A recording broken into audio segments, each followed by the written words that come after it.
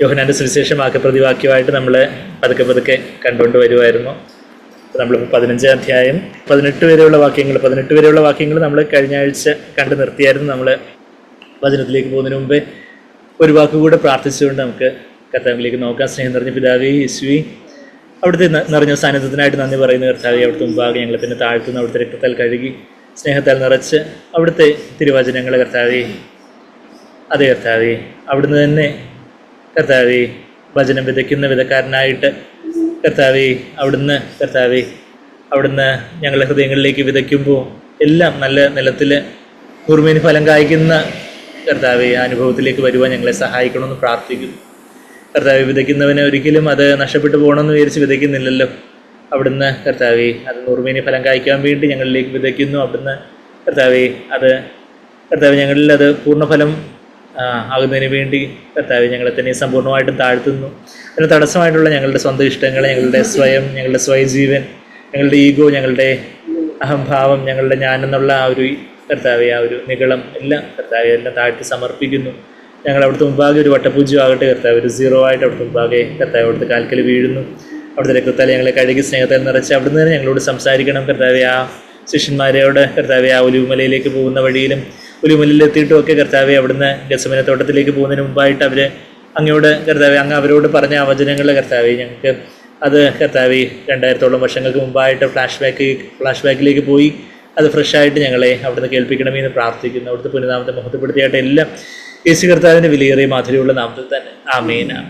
നമ്മൾ യോഹന്നാന്റെ സുവിശേഷം നമുക്കറിയാം, അതിൻ്റെ കോണ്ടെക്സ്റ്റ് ഒക്കെ നമ്മളെല്ലാ പ്രാവശ്യം എപ്പോഴും പറയുന്നതാണ്. യേശു കർത്താവ് 33 വർഷക്കാലം ഈ ഭൂമിയിൽ കർത്താവ് സർവശക്തനായ ദൈവമായിരിക്കെ കർത്താവ് തന്നെ ഒഴിച്ച് കർത്താവ് ഒരു മനുഷ്യനായിട്ട് ഈ ഭൂമിയിൽ 33 വർഷക്കാലം ജീവിച്ചു. കർത്താവ് ക്രൂശിക്കപ്പെടുന്നതിൻ്റെ തലേദിവസം രാത്രിയിൽ ശിഷ്യന്മാരുമായിട്ടുള്ള അന്ത്യത്താഴം കഴിക്കുന്നതൊക്കെ നമ്മൾ യോഹന്നാൻ 13 അധ്യായത്തിൽ കാണുന്നത്. ശിഷ്യന്മാരുടെ കാലൊക്കെ കഴുകി അവർക്ക് അപ്പമൊക്കെ വിട്ടുകൊടുത്ത് അതിൽ ഒരാളായിട്ടുള്ള യൂദാസിനും കർത്താവ് അതുപോലെ തന്നെ കാല് കഴുകി അപ്പം മുറിച്ചു കൊടുത്തു. എന്നാൽ യൂദാസ് കർത്താവിനെ ഉറ്റി കൊടുക്കാനായിട്ട് അങ്ങ് ഇരുട്ടിലേക്ക് പോയതായിട്ട് നമ്മൾ യോഹന്നാൻ 13-ന്റെ 30-ാമത്തെ വാക്യത്തിൽ നമ്മൾ വായിക്കുന്നത്. അത് കഴിഞ്ഞിട്ട് 31-ാമത്തെ വാക്യം മുതൽ കർത്താവ് കുഞ്ഞുങ്ങളെയെന്ന് വിളിച്ചുകൊണ്ട് 33-ാമത്തെ വാക്യത്തിൽ ലിറ്റിൽ ചിൽഡ്രൻ കുഞ്ഞുങ്ങളെയെന്ന് വിളിച്ചുകൊണ്ട് കർത്താവ് പറയുന്ന ഒരു കാര്യം, ആ പുതിയൊരു കൽപ്പന തുടങ്ങി. അങ്ങനെ ഒരു 13-ാം അധ്യായത്തിന് 31-ാമത്തെ വാക്യം മുതൽ 14-ാം അധ്യായം, 15-ാം അധ്യായം, 16-ാം അധ്യായം മുഴുക്കെ കർത്താവിൻ്റെ ഒരു ദീർഘ സംഭാഷണം, കർത്താവ് ശിഷ്യന്മാരുള്ള ഒരു ദീർഘ സംഭാഷണം. അതിൻ്റെ 14-ാം അധ്യായത്തിന് അവസാനം വരെ കർത്താവ് മാളികമുറിയിൽ നിന്ന് ശിഷ്യന്മാരോട് സംസാരിച്ചതായിരിക്കണം. അതിനുശേഷം ഇവിടെ നിന്ന് നമുക്ക് പോകാമെന്ന് പറയുമ്പോൾ ഒലിവുമലയിലേക്ക് അവർ പോയതായിട്ട് നമ്മൾ മത്തായി 26-30 നമ്മൾ കണ്ടു. അപ്പോൾ ഒലിവുമലയിലേക്ക് പോകുന്ന വഴിയിൽ ഒലിവുമലയിലേക്ക് ചെന്നതിന് ശേഷം കർത്താവ് മുന്തിരിവള്ളിയുടെ ഉപമയൊക്കെ പറഞ്ഞ് നമ്മൾ മാസങ്ങളോളം ആ ഒരു എത്ര മനോഹരമായിട്ടുള്ള രൂപമാണ്, എത്ര ധ്യാനിച്ചാലും മതി വരാത്ത നമ്മുടെ ജീവിതത്തിൽ എത്ര അനുഭവമാക്കി തീർക്കേണ്ട ആ ഒരു മുന്തിരിവള്ളിയുടെ ഉപമയൊക്കെ നമ്മൾ കണ്ടു. നമ്മൾ കർത്താവിൽ അങ്ങ് വസിച്ചാൽ മതി. നമ്മളുടെ ക്രിസ്തീയ ജീവിതം കർത്താവ് ഏറ്റവും സിമ്പിളായിട്ട് മനസ്സിലാക്കാൻ തക്കവണ്ണം നമുക്കിനിയിപ്പം വലിയ വിദ്യാഭ്യാസമോ വലിയ അറിവൊന്നും ഇല്ലെങ്കിൽ പോലും മരവും ചില്ലകളും ഒക്കെ കണ്ടിട്ടില്ലാത്ത ആരും കാണത്തില്ല. അപ്പം ഒരു മരത്തിൻ്റെ ബ്രാഞ്ച്, അതിൻ്റെ കൊമ്പ് അതിൻ്റെ തായ്തടിയിൽ വസിച്ചാൽ അത് ഫലം കായ്ക്കും, വസിച്ചില്ലെങ്കിൽ ഫലം കായ്ക്കത്തില്ല. അത്ര വളരെ സിമ്പിളായിട്ട് കർത്താവ് ആ കാര്യങ്ങളൊക്കെ പറഞ്ഞു. നമ്മളുടെ ജീവിതത്തിന് ഫലം കായ്ക്കാനായിട്ട് കർത്താവിനായിട്ട് നമ്മളുടെ ജീവിതത്തിൻ്റെ ഫലം, പരിശുദ്ധാത്മാവിൻ്റെ ഫലം, സ്നേഹ, സന്തോഷം, സമാധാനം, ദീർഘക്ഷമ, പരോപകാരം, ഇന്ദ്രിയജയം, സൗമ്യത, വിശ്വസ്തത, വിശ്വാസം, അങ്ങനെ ആ ഒരു 9 കാര്യങ്ങളാണ് നമ്മൾ ഗലാത്യർ 5:22-23 നമ്മൾ വിശ്വസ്തത എന്നുള്ളതിന് വിശ്വാസം ഒന്നും കൂടെ ട്രാൻസ്ലേറ്റ് ചെയ്യാവുന്നതുകൊണ്ട് അതും കൂടെ ആഡ് ചെയ്യുവാണെങ്കിൽ അങ്ങനെ ഒരു 9-10 കാര്യങ്ങൾ നമ്മൾ പ്രധാനമായിട്ടും ആ ഒരു ആത്മാവിൻ്റെ ഫലമായിട്ട് നമ്മളവിടെ കാണുന്നത്. നമ്മുടെ ജീവിതത്തിൻ്റെ ഫലം, നമ്മുടെ ശുശ്രൂഷയുടെ ഫലം, നമ്മുടെ ജീവിതം കൊണ്ട് മറ്റുള്ളവർക്ക് ഒരു പ്രയോജനമാകുന്ന, മറ്റുള്ളവരെ കർത്താവിലേക്ക് നടത്താനും കർത്താവിലേക്ക് വന്നവരെ കർത്താവിൽ തന്നെ കൂട്ടി ഉറപ്പിക്കുകയും അവരെ ധൈര്യപ്പെടുത്തുകയൊക്കെ ചെയ്യുന്ന ആ ഒരു ശുശ്രൂഷയുടെ ഫലമൊക്കെ നമ്മുടെ ജീവിതത്തിൽ നിറയെ കായ്ക്കാനായിട്ട്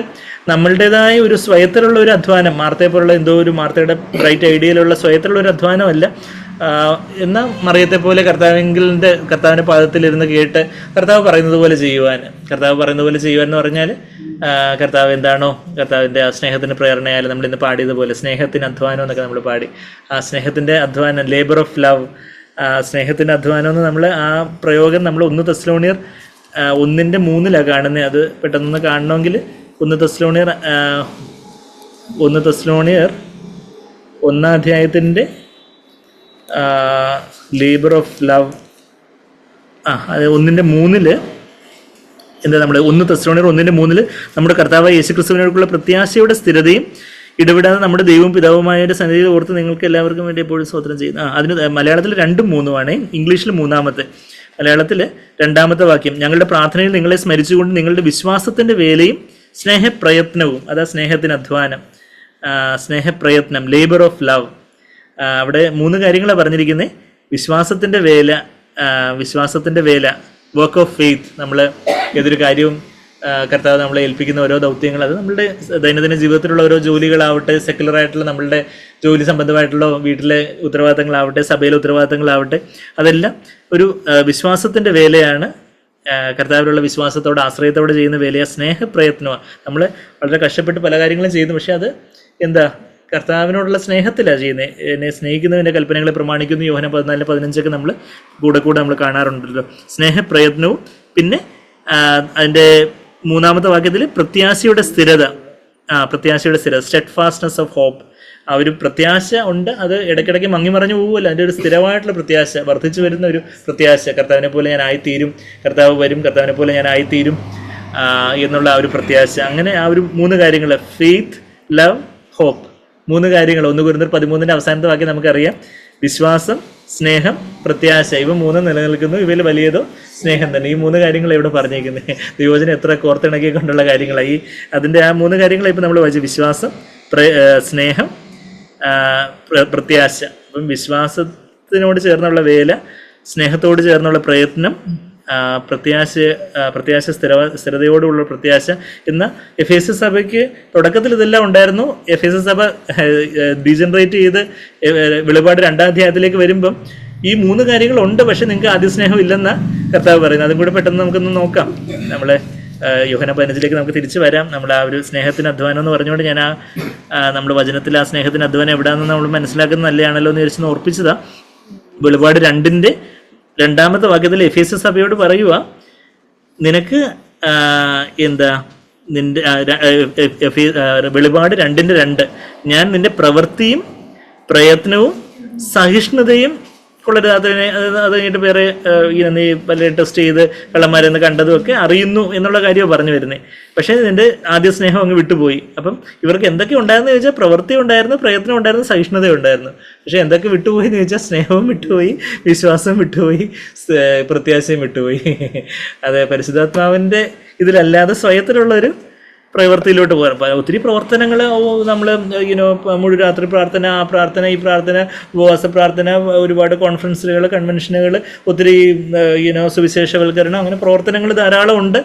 പിന്നെന്താ, പ്രവൃത്തിയുണ്ട്, പ്രയത്നമുണ്ട്, സഹിഷ്ണുതയുണ്ട്. പക്ഷേ എന്ത് നഷ്ടപ്പെട്ടു പോയി? ആദ്യ സ്നേഹം നഷ്ടപ്പെട്ടു പോയി എന്ന് പറയുമ്പോൾ ഈ സ്നേഹത്തിൻ്റെ വിശ്വാസത്തിൻ്റെ പ്രവൃത്തി, വിശ്വാസവും അവിടെ കാണുന്നില്ല, പ്രവൃത്തി മാത്രമേ ഉള്ളൂ. അതായത് മുട്ടത്തോട് മാതിരി അതിൻ്റെ ഉള്ളിലുള്ള കാമ്പങ്ങ് പോയി, മുട്ടത്തോട് മാതിരി അതിൻ്റെ ഒരു പുറംചട്ട ഭക്തിയുടെ വേഷമുണ്ട്, ശക്തി അങ്ങ് വിട്ടുപോയതുപോലെ ആ ഒരു പ്രവൃത്തി ഉണ്ടെന്ന വിശ്വാസത്തിൻ്റെ പ്രവൃത്തി എന്ന് അവിടെ പറയുന്നില്ല, പ്രയത്നം ഉണ്ടെന്ന സ്നേഹത്തിൻ്റെ പ്രയത്നം എന്ന് പറയുന്നില്ല. എന്നാൽ സഹിഷ്ണുതയുണ്ട്, സഹിഷ്ണുത അല്ലെങ്കിൽ സ്ഥിരത എന്നുള്ള ആ പെർസിവറൻസ് എന്നുള്ള വാക്ക് അവിടെ ഉപയോഗിച്ചിരിക്കുന്നത്. സഹിഷ്ണുത അല്ലെങ്കിൽ സ്ഥിരതയുണ്ട് എന്ന പ്രത്യാശയുടെ സ്ഥിരത കാണുന്നില്ല. അപ്പം അതുപോലെ നമ്മുടെ ജീവിതത്തിൽ അങ്ങനെയൊക്കെ വരാനുള്ളൊരു സാധ്യതയുള്ള ജഡത്തിലാണ് നമ്മളെല്ലാവരും ഉള്ളത്. നമ്മൾ ആരെയും കല്ലെറിയാനല്ല, നമ്മളുടെ ജഡത്തിലും നമ്മളും പല പ്രവർത്തനങ്ങൾ, നമ്മൾ മീറ്റിങ്ങുകൾ കൂടുന്നു, നമ്മൾ ഒത്തിരി കാര്യങ്ങളൊക്കെ ചെയ്യുന്നു എന്ന കർത്താവിനോടുള്ള സ്നേഹത്തിൽ കർത്താവിൽ വസിച്ചുകൊണ്ട്, അതാ നമ്മൾ പറഞ്ഞു വന്നേ, മറിയത്തെ പോലെ കർത്താവിൽ അങ്ങ് വസിച്ചുകൊണ്ട്, കർത്താവേ എനിക്ക് എന്താ ചെയ്യേണ്ടതെന്ന് അറിയത്തില്ല, ഞാൻ എന്നെ തന്നെ അങ്ങ് ഒരു പൂജ്യമായിട്ട് അങ്ങയിൽ സമർപ്പിക്കുന്നു എന്ന് പറഞ്ഞ് നമ്മളെ തന്നെ അങ്ങ് താഴ്ത്തി ഏൽപ്പിക്കുമ്പോൾ അതാ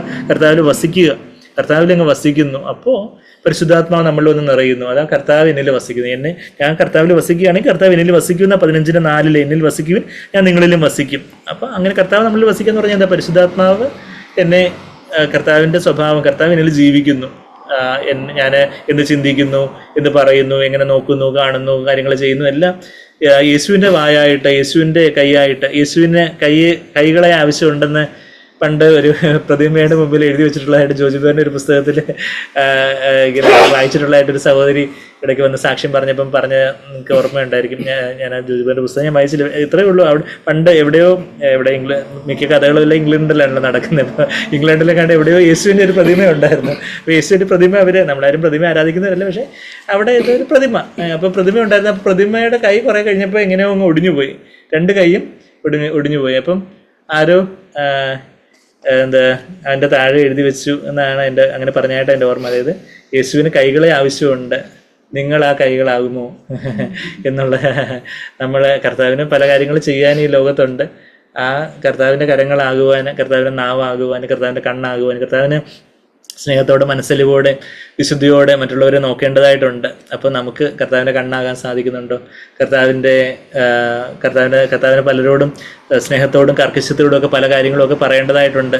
എന്നാൽ നമ്മൾ കർത്താവിൻ്റെ നാവാകുവാനും നമ്മളെ തന്നെ വിട്ടുകൊടുത്തിട്ടുണ്ടോ? കർത്താവിനെ പല കാര്യങ്ങളും ചെയ്യാനും പലയിടത്തേക്ക് പോകുവാനും കർത്താവിൻ്റെ കരങ്ങളും കാലുകളും ആയി തീരുവാനും നമ്മളെ തന്നെ ഏൽപ്പിച്ചു കൊടുത്തിട്ടുണ്ടോ? അത് കർത്താവ് നമ്മളിൽ വസിക്കുക എന്ന് പറഞ്ഞാൽ, നമ്മൾ കർത്താവിൽ വസിച്ചാൽ കർത്താവ് നമ്മളിൽ വസിക്കും. കർത്താവ് നമ്മളിലൂടെ സംസാരിക്കും, കർത്താവ് നമ്മളിലൂടെ നോക്കും, കർത്താവ് നമ്മളിലൂടെ പലരെയും നമ്മളെ താങ്ങാനും വഴി നടത്താനും പലയിടത്തേക്ക് പോകുവാനൊക്കെ. കർത്താവിന് പലയിടത്തേക്കും പോകണം, പല വീടുകളിലോട്ടോ ചിലപ്പം നമ്മുടെ തന്നെ പല സുഹൃത്തുക്കളുടെ ഇടയിലോ ബന്ധുക്കളുടെ ഇടയിലോ പലയിടത്തും ഒക്കെ കർത്താവിന് അവിടെ പോകണം.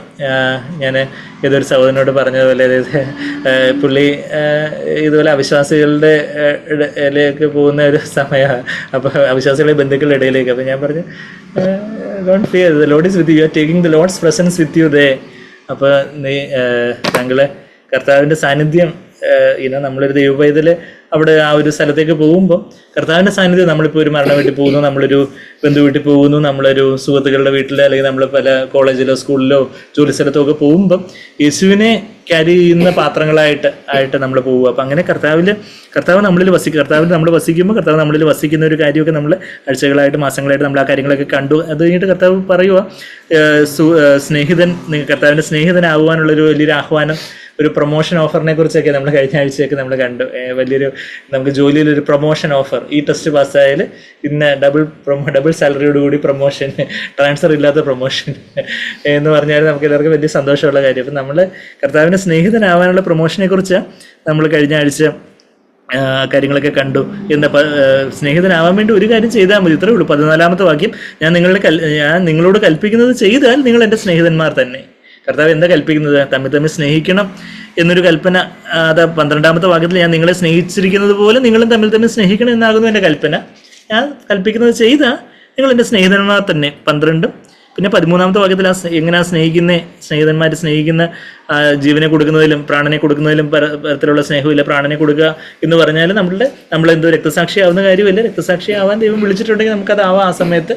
പക്ഷേ ഓരോ ദിവസവും നമ്മുടെ പ്രാണൻ, നമ്മുടെ സ്വയജീവൻ, സൈക്കി സുഖി എന്നുള്ള ഒരു ഗ്രീക്ക് പദം അവിടെ ഉപയോഗിച്ചിരിക്കുന്നത്. അപ്പം സെൽഫ് ലൈഫിനെ കുറിക്കുന്ന ഒരു പദം, നമ്മുടെ സ്വയജീവനെ കുറിക്കുന്നത്. അത് ജീവനെ കൊടുക്കുന്നതിനെക്കാട്ടിൽ കുറച്ചുകൂടെ കറക്റ്റ് പരിഭാഷ പ്രാണനെ കൊടുക്കുക എന്നുള്ള ഒരു കാര്യമാണ്. പ്രാണൻ എന്ന് പറഞ്ഞാൽ നമ്മുടെ സെൽഫ് ലൈഫ്, നമ്മളുടെ സ്വന്തം ഇഷ്ടം. നമുക്ക് ചിലപ്പം ചില സഹോദരങ്ങളുമായിട്ടോ ചില ബന്ധുക്കളുമായിട്ടോ സുഹൃത്തുക്കളുമായിട്ടോ ചില കാര്യങ്ങളിൽ നമുക്കൊരു ഉരച്ചിൽ വരുന്നു. അപ്പം അവിടെ ഞാൻ എന്നെ തന്നെ അങ്ങ് താഴ്ത്തി, എൻ്റെ സ്വന്തം ഇഷ്ടത്തെ എന്നോട് എങ്ങനെ അങ്ങനെ പെരുമാറാൻ പറ്റുന്നത്, എന്നെക്കുറിച്ച് എന്താ ഇങ്ങനെ പറയാൻ പറ്റുന്നത്, എന്നെ അവരിങ്ങനെ കളിയാക്കിയോ, അല്ലെങ്കിൽ എന്നെക്കുറിച്ച് ഇങ്ങനെ പരദൂഷണം പറഞ്ഞോ എന്നുള്ള.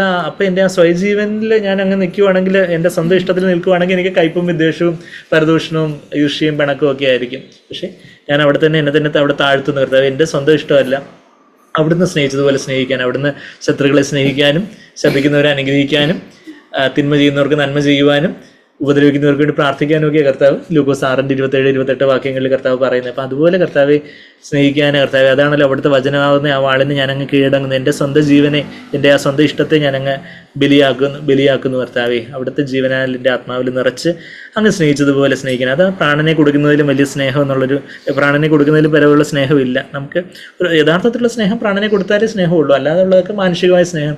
നമ്മൾ അങ്ങോട്ട് ഹായ് പറയുമ്പോൾ ഇങ്ങോട്ട് ബൈ പറയുന്നു.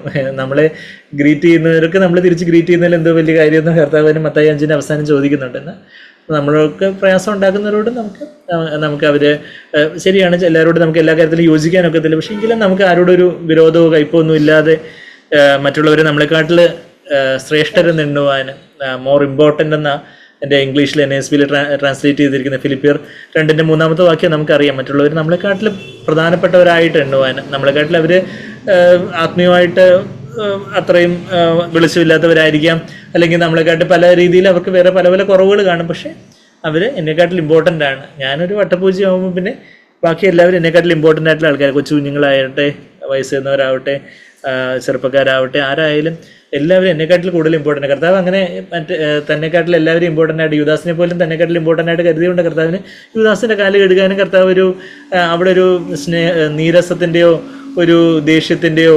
ഒരു കയ്പിൻ്റെ ഒരു ലാഞ്ചന പോലും ഇല്ലാതെ യുദാസിൻ്റെ കാല് കഴുകാൻ കർത്താവിന് സാധിച്ചത്. അപ്പോൾ അത് കഴിഞ്ഞിട്ട് നമ്മൾ കർത്താവിനെ തിരഞ്ഞെടുത്തതല്ല, കർത്താവ് നമ്മളെ തിരഞ്ഞെടുത്തതാണ്. കർത്താവ് തന്നെ മുന്നറിവിൻ പ്രകാരം മുന്നമേ നമ്മൾ കർത്താവിനെ തിരഞ്ഞെടുക്കും എന്നുള്ളൊരു അറിവിൻ പ്രകാരമാണ് കർത്താവ് നമ്മളെ തിരഞ്ഞെടുത്തതെന്നുള്ള കാര്യം റോമർ 8:29 1 പത്രോസ് 1:1-2 വാക്യങ്ങളിൽ നിന്നൊക്കെ നമ്മൾ കഴിഞ്ഞ ആഴ്ച ആ കാര്യങ്ങളൊക്കെ നമ്മൾ കണ്ടായിരുന്നു. അത് കഴിഞ്ഞിട്ട് പിന്നെ 17-ാമത്തെ വാക്യത്തിൽ വീണ്ടും കൽപ്പിക്കുന്നു, ഐ കമാൻഡ് യു.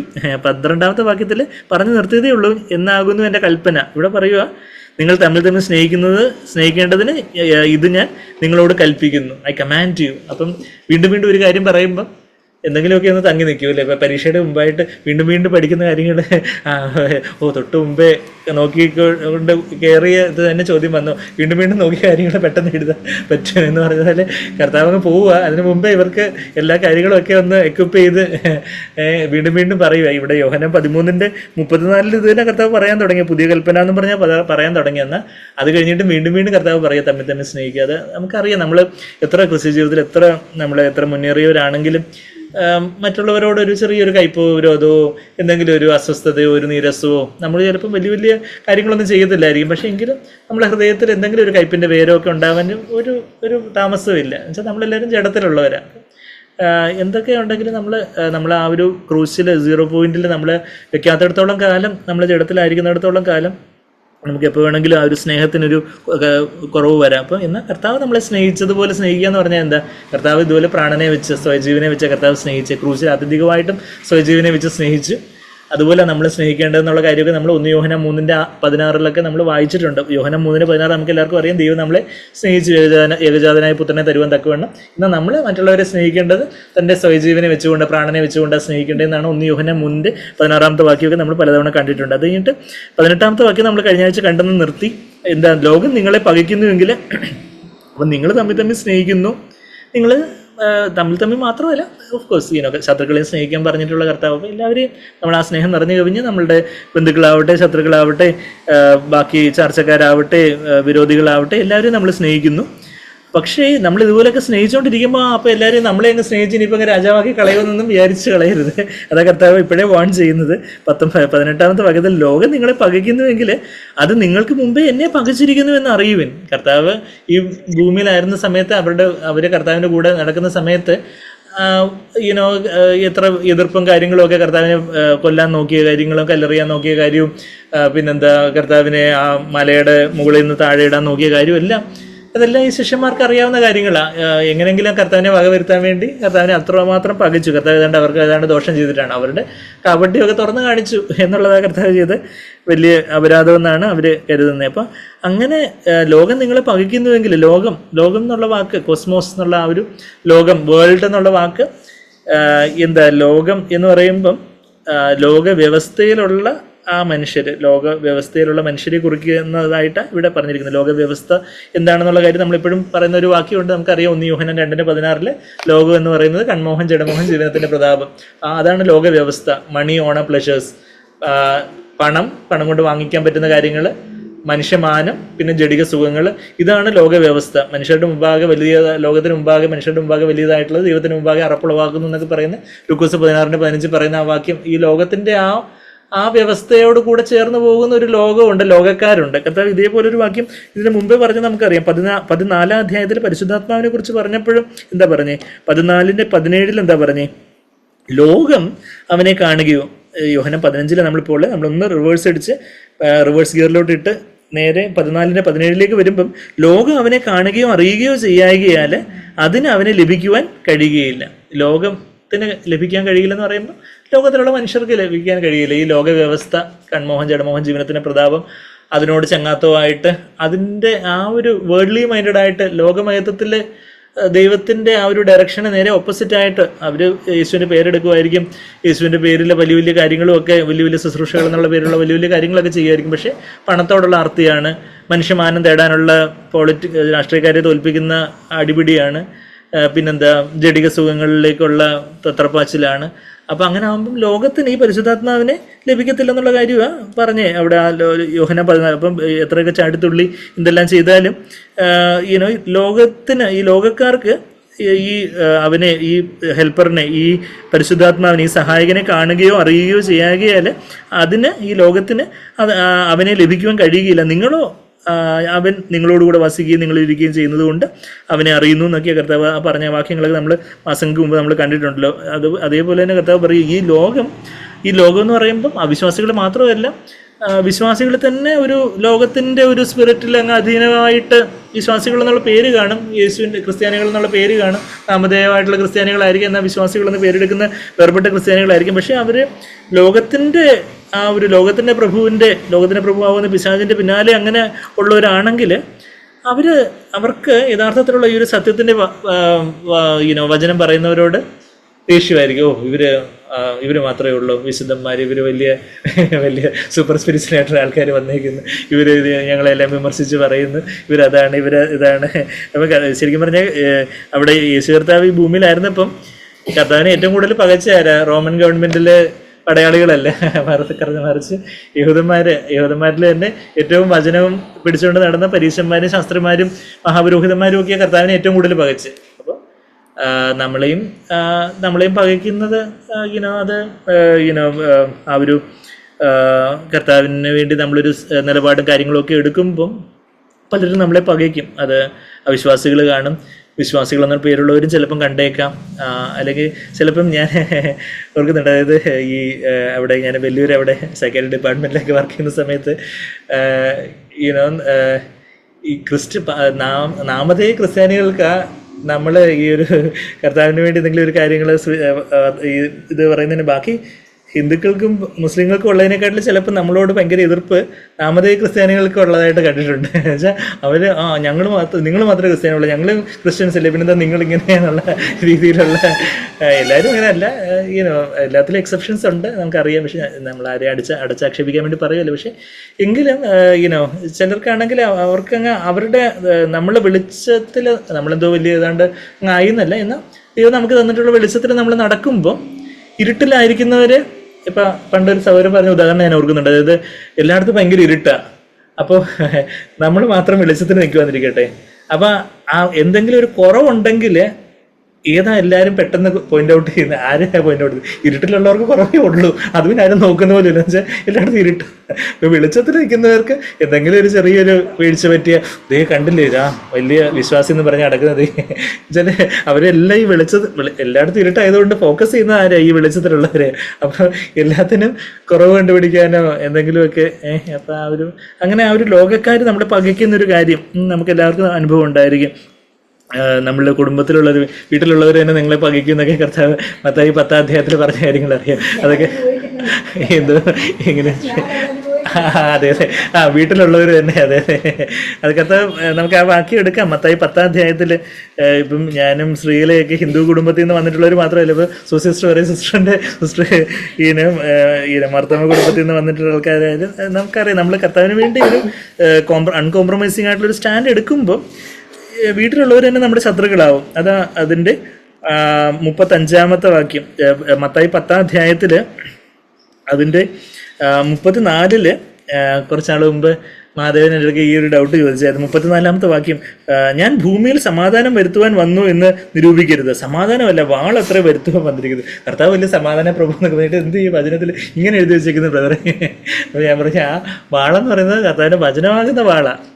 കർത്താവിൻ്റെ വചനമാണ് ആ വാളെന്ന് എഫേസ്യർ 6:17 എബ്രായർ 4:12 ഒക്കെ കർത്താവിൻ്റെ വചനമാകുന്ന വാളാണ്. ഭൂമിയിലൊരു രാഷ്ട്രീയപരമായിട്ടുള്ളൊരു സമാധാനം കൊണ്ടുവരാനല്ല, നമ്മളുടെ ഹൃദയത്തിൽ സമാധാനം കൊണ്ടുവരാനാണ് കർത്താവ് വന്നിരിക്കുന്നത്. എന്നാൽ നമ്മൾ ഈ സമാധാനമായിട്ട് ഈ ഭൂമിയിൽ ഈ ലോകത്തിൽ നിന്ന് വ്യത്യാസമായിട്ട് ഇരിക്കുമ്പോൾ ഭൂമിയിൽ കർത്താവിന് വേണ്ടി ഒരാൾ നമ്മൾ സ്റ്റാൻഡ് എടുക്കുമ്പോൾ പല അസമാധാനം വരും. പൗലോസ് പലയിടത്ത് ചെന്നപ്പോഴത്തേക്കും ഭയങ്കര ലഹള വരുന്നു. അതുവരെ അവർ വളരെ സമാധാനമായിട്ടിരുന്ന ആൾക്കാർ പൗലോസ് എന്ന് പ്രസംഗിച്ചപ്പോഴത്തേക്കും അങ്ങോട്ടും ഇങ്ങോട്ടും അടിയായി. കുറച്ച് പേര് പൗലോസിന്റെ പക്ഷക്കാർ, ചിലർ അങ്ങനെ ഇപ്പോഴത്തെ പക്ഷം എന്ന് പറഞ്ഞാൽ ഭൂമിയിൽ സമാധാനം വരുത്തുന്ന കർത്താവ് ഭൂമിയിൽ സമാധാനം വരുത്തുന്നത് എപ്പോഴാണ്? ഇനിയിപ്പം കർത്താവിൻ്റെ രാജ്യത്തും മില്ലേനിയൽ റെയിൻ 1000 വർഷക്കാലം സഹസ്രാബ്ദ വാഴ്ച വരുമ്പോഴാണ് അവിടെ കർത്താവ് ഭൂമിയിൽ രാജാവായിട്ട് വരുമ്പോഴാണ് കർത്താവ് ഭൂമിയിൽ സമാധാനം വരുത്തുള്ളൂ. ഇപ്പം കർത്താവ് വന്നിരിക്കുന്നത്, ഇപ്പം കർത്താവ് ആ 2000 വർഷത്തിന് മുമ്പ് വരുമ്പോൾ ഭൂമിയിൽ സമാധാനം വരുത്താനാണ്, നമ്മുടെ ഹൃദയത്തിൽ സമാധാനം വരുത്താനാണ് കർത്താവ് വന്നിരിക്കുന്നത്. എൻ്റെ സമാധാനം നിങ്ങൾക്ക് തരുന്നു, ലോകം തരുന്നത് പോലെയല്ല എൻ്റെ സമാധാനം തരുന്നു എന്നൊക്കെ യോഹന്നാൻ 14:27 നമുക്കറിയാം. ഭൂമിയിൽ സമാധാനം വരുത്തുമെന്ന് നിങ്ങൾ നിരൂപിക്കരുത്, സമാധാനമല്ല വാളത്രേ വരുത്തുവാൻ വന്നിരിക്കുന്നത്. അപ്പോൾ വാളെന്ന് പറയുമ്പോൾ കർത്താവിൻ്റെ വചനമാകുന്ന വാള്. അപ്പോൾ ആ കർത്താവിൻ്റെ വചനമാകുന്ന വാള് നമ്മൾ ആ വചനമാകുന്ന വാളിൽ നമ്മൾ കീഴടങ്ങുമ്പോൾ 35-ാമത്തെ വാക്യം, മനുഷ്യനെ തൻ്റെ അപ്പനോടും മകളെ അമ്മയോടും മരുമകളെ അമ്മായിയമ്മയോടും ഭേദിപ്പിക്കുവാൻ അത്രേ ഞാൻ വന്നത്. നമ്മൾ കർത്താവിനായിട്ട് ഒരു സ്റ്റാൻഡ് എടുക്കുമ്പം അപ്പനമ്മമാർ ഇപ്പം എന്തായാലും എൻ്റെ അമ്മയും അത് കേട്ടോണ്ടിരിക്കുന്നുണ്ട്. ഇപ്പം അവർ ശത്രുത്വമൊക്കെ വിട്ട് ഇപ്പം മിത്രത്വമായിട്ട് വചനം കേൾക്കാൻ ഇരിക്കുന്നുണ്ട് ദിവസം. എന്നാൽ ആദ്യത്തെ സമയങ്ങളിൽ എത്രമാത്രമുള്ള ശത്രുത്വം എന്നുള്ള കാര്യം ഇവിടെയൊക്കെ ദൃക്സാക്ഷികളായിട്ടുള്ള സഹോദരങ്ങളൊക്കെ ഉണ്ട്. അപ്പം എങ്ങനെയെങ്കിലുമൊക്കെ അതുപോലെ ഭയങ്കര എതിർപ്പും കാര്യങ്ങളൊക്കെ അത് അങ്ങനെ വെച്ചാൽ നമ്മൾ കർത്താവിനായിട്ടൊരു സ്റ്റാൻഡ് എടുക്കുമ്പം ലോകക്കാരാവട്ടെ, ഇനിയിപ്പം മതഭക്തി വെച്ചാൽ യേശുവിൻ്റെ പേര് പറഞ്ഞ് മതഭക്തിയായിട്ട് നടക്കുന്നവരാവട്ടെ, അവരെല്ലാം നമുക്കെതിരായിട്ട് തിരിയും. അതാ കർത്താവ് പറയുന്നത് 34-ാമത്തെ വാക്യം, ഞാൻ ഭൂമിയിലെ സമാധാനം. അത് നമ്മൾ വായിച്ചു. 35, മനുഷ്യനെ തന്നെ അപ്പനും മോനും തമ്മിൽ ഇടർച്ചയാകുന്നു, മകളെ അമ്മയോടും മരുമകളെ അമ്മായിയമ്മയോടും ഭേദിപ്പിക്കുവാൻ അത്ര ഞാൻ വന്നത്. വെച്ചാൽ ഒരാൾ കർത്താവിനോട് ഒരു സ്റ്റാൻഡ് എടുക്കുമ്പം തീർച്ചയായിട്ടും അവിടെ ഒരു നിന്ന വരുന്നു, അവജ്ഞ വരുന്നു. നിനക്ക് മാത്രമേ ഉള്ളൂ പ്രാർത്ഥന, നിനക്കാണ് അതാണ് നീയാണ് മാത്രമേ ഉള്ളൂ ദൈവത്തെ അറിയത്തുള്ളൂ, ഞങ്ങളാരൊക്കെ മോശക്കാരാണോ. അത് കഴിഞ്ഞിട്ട് പറയും 36-ാമത്തെ വാക്യം, മനുഷ്യൻ്റെ വീട്ടുകാർ തന്നെ അവൻ്റെ ശത്രുക്കളാകും.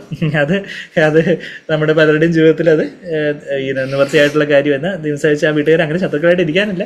അവരും നാളെ ഈ ഭവനത്തിലേക്ക്, ദൈവഭവനത്തിലേക്ക് ചേർക്കപ്പെടേണ്ടവരാണ്, ചേർക്കപ്പെട്ടുകൊണ്ടേയിരിക്കേണ്ടവരാണ്. മനുഷ്യൻ്റെ വീട്ടുകാർ തന്നെ അവൻ്റെ ശത്രുക്കളാകും.